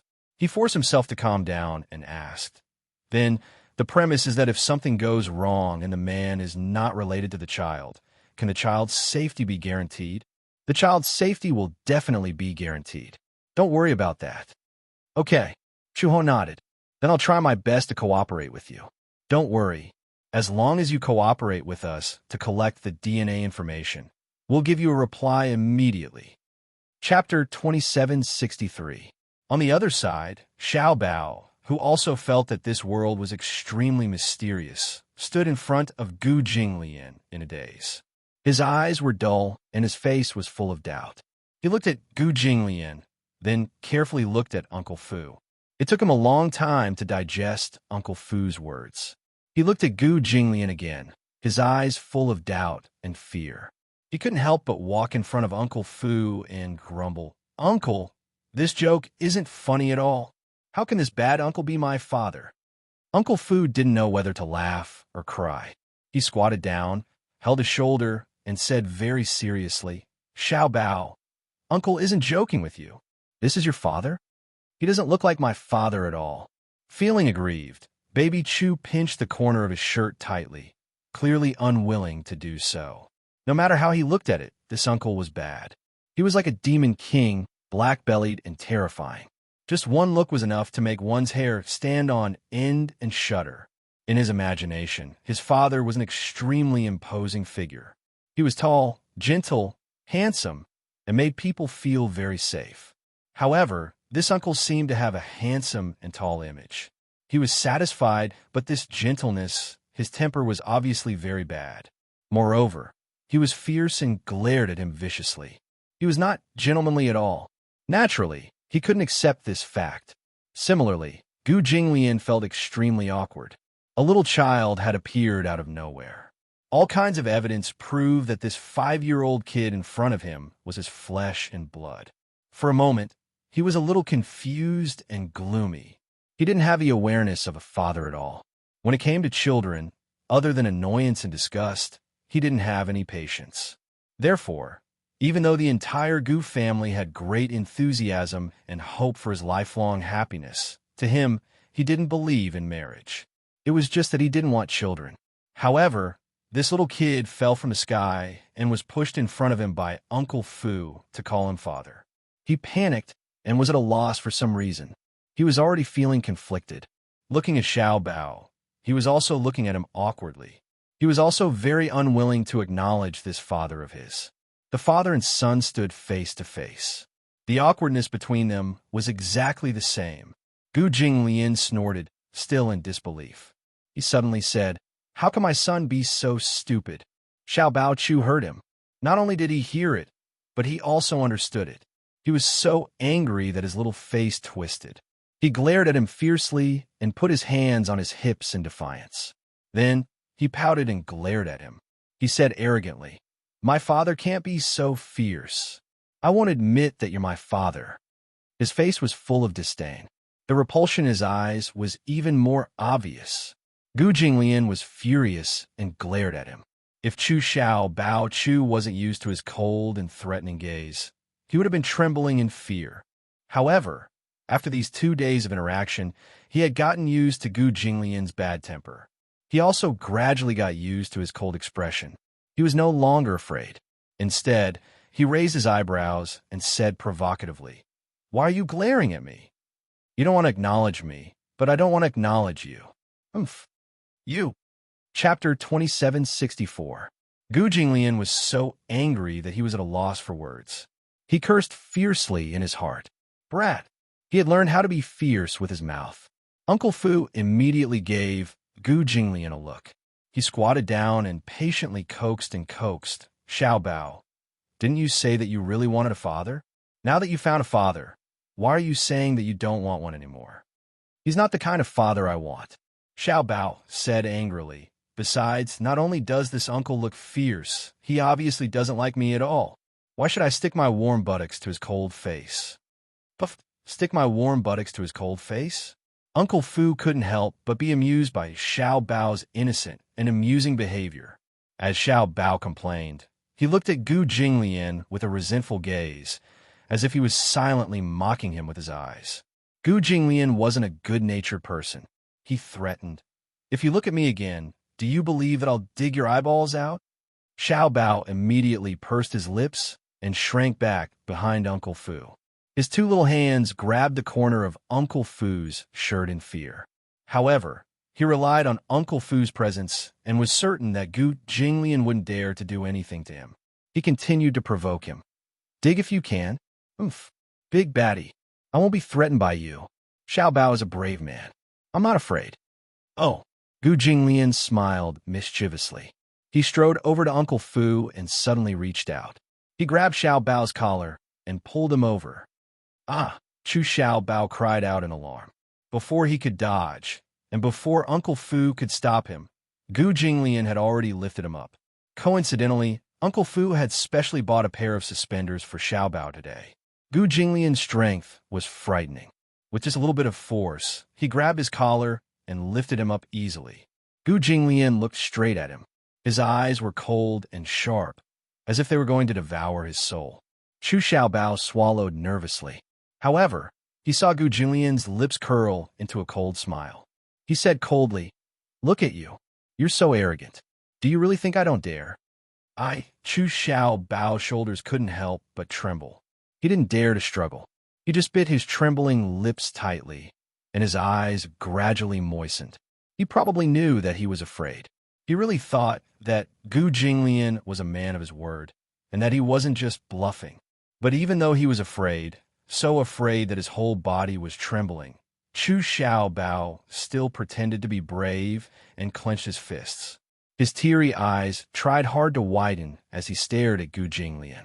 Even though tears kept rolling in his eyes, he tried hard to force himself to not show any cowardly expression in front of Gu Jinglian. Instead, he pretended to be calm and said, "I'm not afraid. You're taller than me and stronger than me. You can bully me, and I can't beat you.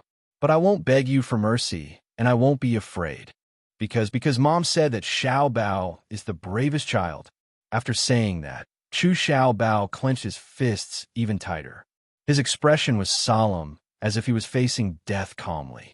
However, no matter how hard he tried to show how majestic his spirit was, his trembling voice still betrayed him in the end. "You're afraid," Gu Jinglian said lightly. Chapter 2765. Chu Xiao Bao snorted coldly and flashed his clenched fists as if to show off his strength. "I'm not afraid. Didn't you say you were going to gouge out my eyes? Just do it. I won't beg for mercy, and I won't cry out in pain." "Oh." Gu Jinglian raised his eyebrows. Then he moved his shoulders and raised his hand slightly. Unexpectedly, his simple action of raising his hand completely frightened Xiao Bao, who was on the verge of panic. He finally couldn't suppress the fear in his heart. He covered his eyes tightly with both hands and gritted his teeth. Tears of fear flowed continuously through the gaps between his fingers and rolled down his face. However, he gritted his teeth and tried hard not to cry out loud. His trembling shoulders silently betrayed the fear in his heart at that moment. Uncle Fu couldn't stand it anymore. He immediately walked forward and snatched the child from Gu Jinglian's hands. He was a little angry. Old master, Xiao Bao is still young. You can't scare him like this. The child is so young. He can't be scared at all. Isn't he very stubborn? Gu Jinglian disagreed. Since he's my son, how can he be so pretentious? Old master, Uncle Fu said helplessly. Don't you feel sorry for Xiao Bao? Gu Jinglian glanced at him. His gaze was unreadable. Feel sorry for him?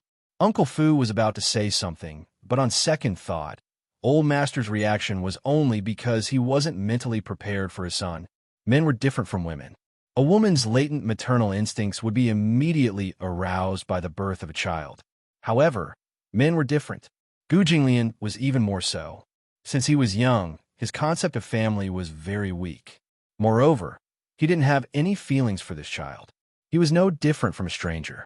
It was indeed ridiculous for him to immediately acknowledge this child from the bottom of his heart. His indifferent reaction couldn't be more normal. Uncle Fu asked seriously, Old master, what do you plan to do with this child? Gu Jinglian sized him up and said indifferently, It's up to you. In that case, can we keep Xiao Bao in the Gu family? Uncle Fu's eyes lit up. Chu Xiao Bao seemed to have understood something. His whole body trembled as he said, I don't want to. Xiao Bao, I don't want to be with this uncle. He's a bad guy. He's not my father. He wants to dig out my eyes. He's a demon king. Great demon king. After Chu Xiao Bao shouted herself hoarse from complaining, she could no longer hold back her grievances and sobbed. I want to go home. I miss my mother. I want my mother. Woo! I want to go home. Xiao Bao. Chu Xiao Bao didn't listen to any of Uncle Fu's kind words at all. He rubbed his eyes pitifully with his little hands and cried sadly. Actually, from the first time he met Gu Jinglian, Xiao Bao liked this uncle from the bottom of his heart. At that time, Gu Jinglian took him to eat KFC. His heart was filled with anticipation. If such a handsome and nice uncle was his biological father, how happy would he be? Ever since he was born, he didn't have a father. His yearning for a father was definitely not a simple fantasy. However, a child's heart was delicate and extremely sensitive. During this period of time together, he deeply understood that this uncle didn't like him. Moreover, he really hated him. Chapter 2766. Chu Xiao Bao felt wronged. He didn't want his father anymore. As long as he had his mother, that would be enough. Just as he lowered his head, sobbing and feeling extremely sad and lonely, his helpless appearance finally touched the only soft spot in Gu Jinglian's heart. He actually didn't want to acknowledge this child who appeared out of nowhere. He wasn't mentally prepared for a child who appeared out of nowhere and claimed to be his son. He didn't want to acknowledge and accept it. But blood was thicker than water. After all, he was his own flesh and blood. Gu Jinglian wasn't cold to the point of being heartless, especially when he saw Xiao Bao's teary eyes. A taut string in his mind finally snapped. It seemed that because of his helpless appearance, his heart finally softened. Thus, he reached out his large palm and gently rubbed Chu Xiao Bao's neat bangs. Don't cry. He was a little helpless. He looked at Xiao Bao and frowned. He wanted to comfort him like a father, but because of his pride, he couldn't bring himself to do so. However, it wasn't right for this child to cry like this. If he didn't restrain him, he reckoned that he wouldn't be able to have a peaceful night. Forget it. Why should he lower himself to the same level as a child? Should he coax him a little? But how could he coax a child? He was a new official and didn't have any experience. Gu Jinglian looked at Xiao Bao gloomily for a long time. After deliberating for a while, he said this with an awkward expression. Don't cry. Don't you know that you look ugly when you cry? Baby Chu blinked his teary eyes and suddenly cried, even louder with a loud wah. How is this coaxing a child? Uncle Fu broke out in cold sweat. He said, Master, this isn't how you coax a child.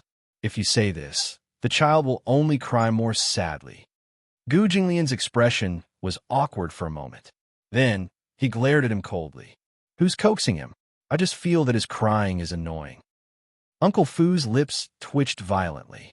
He could tell that Gu Jinglian was not without a trace of heartache. Although he said that he was annoyed by baby Chu's cries, it was definitely not that he did not feel any heartache. However, Gu Jinglian had always been so arrogant and unyielding. It was absolutely impossible for him to bow his head to a child. Uncle Fu sighed. Hence, he carried the crying child to Gu Jinglian and said sternly, "Master, please hug him."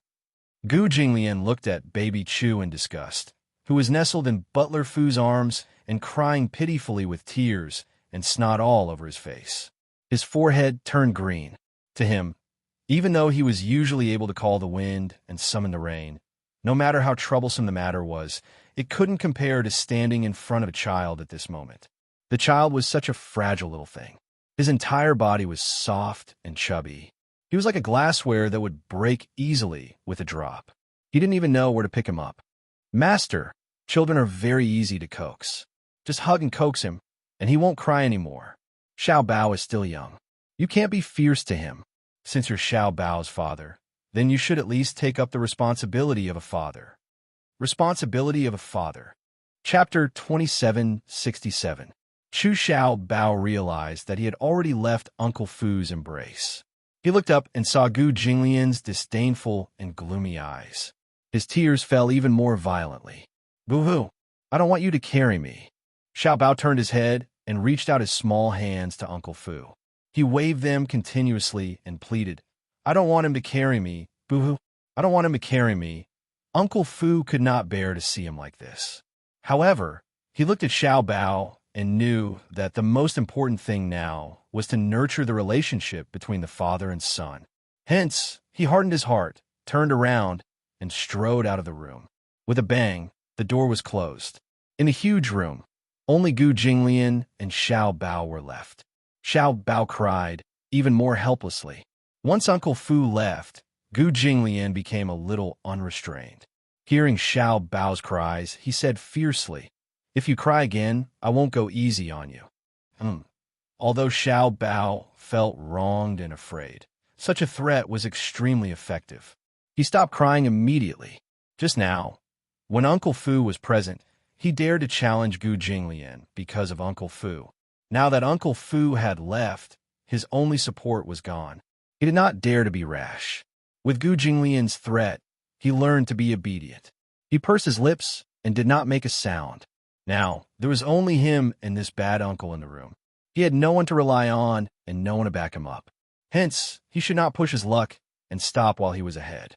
Gu Jinglian did not know whether to laugh or cry at the fact that she was amenable to the soft but afraid of the hard. You've learned your lesson. When Gu Jinglian saw that he finally stopped crying, he was naturally satisfied. He thought in his heart that he should not spoil the child. When it was time to be fierce, he should be fierce. See, with just one shout, he immediately stopped. He carried Chu Xiao Bao to the sofa and sat on the side. He saw Chu Xiao Bao staring at him innocently, trembling in fear as he leaned against the corner of the sofa, timidly looking at his face. Such a young child actually knew how to read people's expressions. Seeing that Gu Jinglian's face was no longer as gloomy as before, Chu Xiao Bao's wildly beating heart finally calmed down. Chu Xiao Bao silently thought in his heart, how can he return to his mother's side? After thinking about it, he looked at Gu Jinglian again. Crying and throwing a tantrum wouldn't work, so the little guy decided to use a stalling tactic. Thus, he pursed his lips and said carefully, "Uncle, let's make up, okay? I won't be angry with you anymore. Don't be fierce to me, okay?" Gu Jinglian glanced at him faintly and hummed, taking it as a tacit agreement to the man's suggestion of reconciliation. "Then let's make up." As Xiao Bao said this, he reached out his little hand and clumsily wiped the tears from his face. His eyes darted around and suddenly asked tentatively, Uncle said that you're my father. Is that true? Or is he joking?" Gu Jinglian narrowed his eyes slightly. He did not know what this little guy was up to. Thus, he casually crossed his legs and elegantly stretched his posture, admitting, "It's true." "No way." Chu Xiaobao naturally did not believe him. He asked suspiciously, "You're not lying to me, are you?" Chapter 2768. As he spoke, He thought to himself that although this uncle looked very handsome, he was so fierce and had such a bad personality. He definitely could not find a wife. His mother said that many men could not find a wife, so they had no choice but to buy children from human traffickers at a high price. Some of these children were abducted, and some were cheated. Therefore, he was certain that this uncle could not have children. So he lied to him and said that he was his father. Yes, that must be it. Gu Jinglian's eyes twitched when he heard this. Could not find a wife? Physically weak? Unable to have children? Could it be that this brat was implying that he had a physical defect? Baby Chu thought that he had hit the nail on the head when he saw the look on his uncle's face. Hence, he tried to console him in all seriousness. Uncle, it's actually not that embarrassing to have some physical defects. You don't have to feel inferior. Maybe there's still hope for a baby, but I can't be your son. I still have my mother. If she can't find me, she'll be worried. Gu Jinglian was speechless. Did this kid think that he was lying to him? He frowned and suddenly took out a cigarette box. He lit a cigarette and took a deep puff. Then, he flicked away the ash and said calmly, "What kind of person is your mother?" Quack. The abrupt question stunned him for a moment. Didn't you say that you want to go back to your mother? Gu Jinglian continued.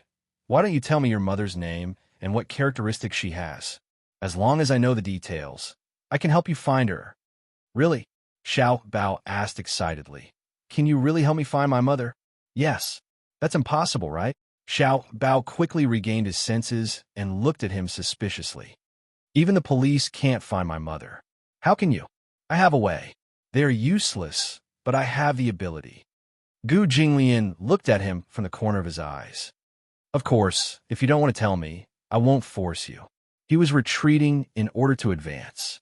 The reason why he asked about that woman was because he was curious about the child's mother. It was true that he had many women, but it wasn't like he couldn't count them all. If this guy could provide him with some characteristics, he might be able to think of something. Xiao Bao thought about it for a long time. Finally, his eagerness to find his mother overshadowed everything else. He hesitated for a long time before saying, My mother's name is Chu Ho.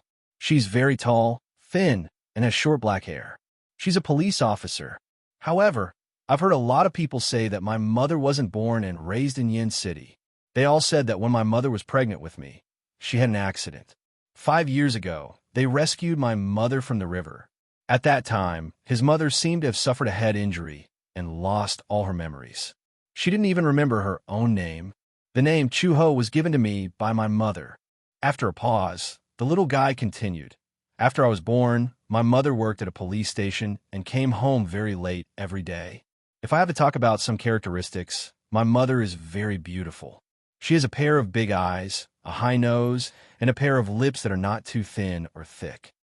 Chapter 2769. Based on the clues provided by Chu Xiaobao, Gu Jinglian formed a portrait in his mind, but he could not remember for a long time that he had been in contact with such a woman. Short hair? Just this point alone was enough to cut off all the clues. Among the women he had been with, none of them had short hair. He liked long hair, dark and waist length. Therefore, among the women he had been with, none of them had short hair. She was very tall and very thin. As a police officer, it meant that she had good skills. However, for Chu Xiaobao, the so-called very tall might not be very tall.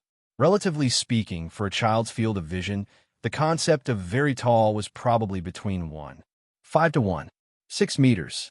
The most important point was, previously, through the DNA genetic test at the police station, he could not find her in the DNA information database. This meant that this woman was an illegal resident. There were only a few reasons why she was an illegal resident. Either she had been missing for too long and her household registration had been canceled, or she had a special identity, such as a member of the black organization, a black agent, a spy, an assassin, or an undercover agent. Wait, undercover? Suddenly, a thought flashed through Gu Jinglian's mind. He frowned. In the river of sand in his memory, a woman's cold face flashed past, black shoulder-length hair, exquisite facial features, cold eyebrows, and a kind of boldness that ordinary women did not have.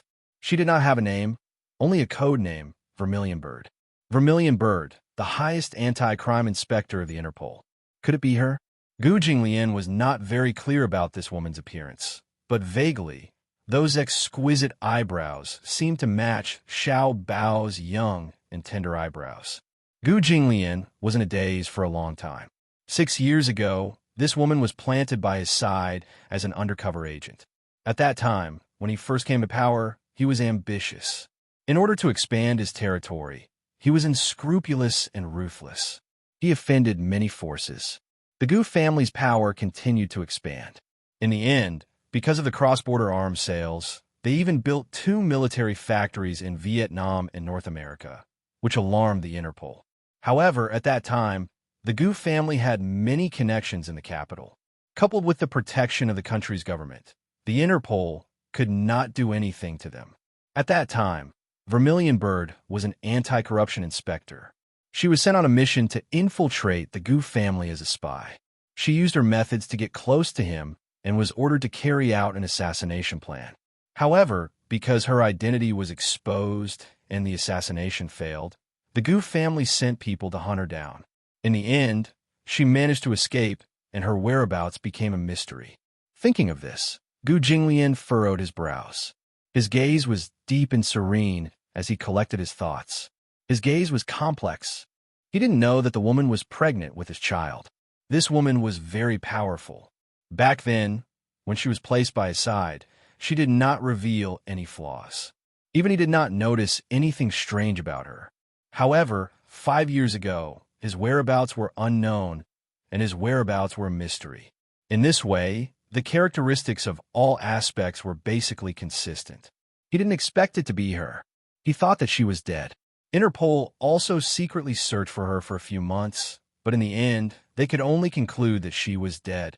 After losing their beloved general, the Interpol secretly erased all her information for 100 years.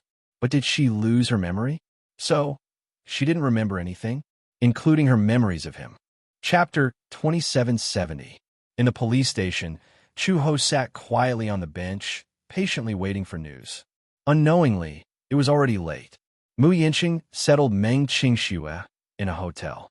Her body was still weak, and she was exhausted after a day's drive. Although she was a little worried about Xiao Bao's whereabouts, Chu Ho comforted her that even if she stayed at the police station, she might not be able to make any progress.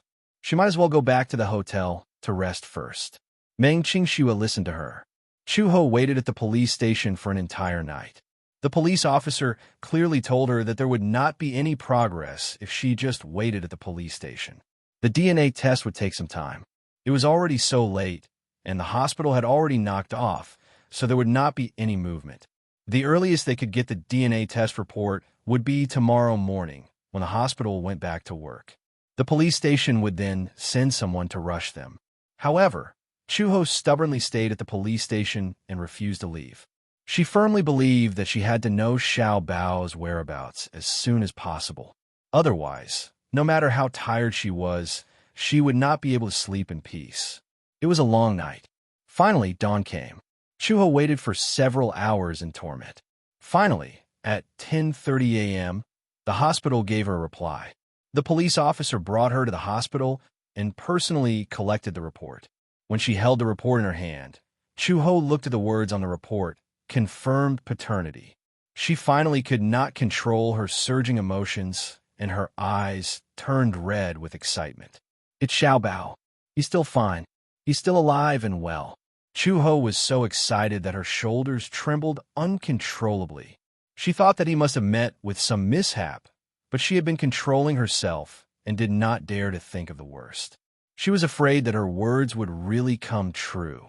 However, when she learned that Xiao Bao was still alive and well, she was so surprised that she could not believe it. "Officer, have you seen this report?" Chu Ho handed the report to the police officer with a smile on her face. "Since it's confirmed that I'm related to that child, please bring me to him immediately." Strange. The police officer held the report and muttered with a strange expression. When Chu Ho heard this, she raised her eyebrows and asked in confusion, "What's strange about it? Is this child really your biological son?" The police officer raised his hand and rubbed his chin as he narrowed his eyes. But I contacted the Shenyang Public Security Bureau yesterday, and they replied that the child was brought back by his biological father. Since you're the child's mother, then what's the relationship between you and the child's father? Generally speaking, no matter how abnormal the relationship between a child's mother and father was, a child's mother. In other words, even if they were divorced, the children's parents would still be able to communicate with each other. However, no matter how he looked at it, he felt that this woman's background was somewhat unusual. Chewy bit her lip and said with some difficulty, "Actually, I don't know who the child's biological father is." "What? You don't know?" The police officer was shocked. "How is that possible?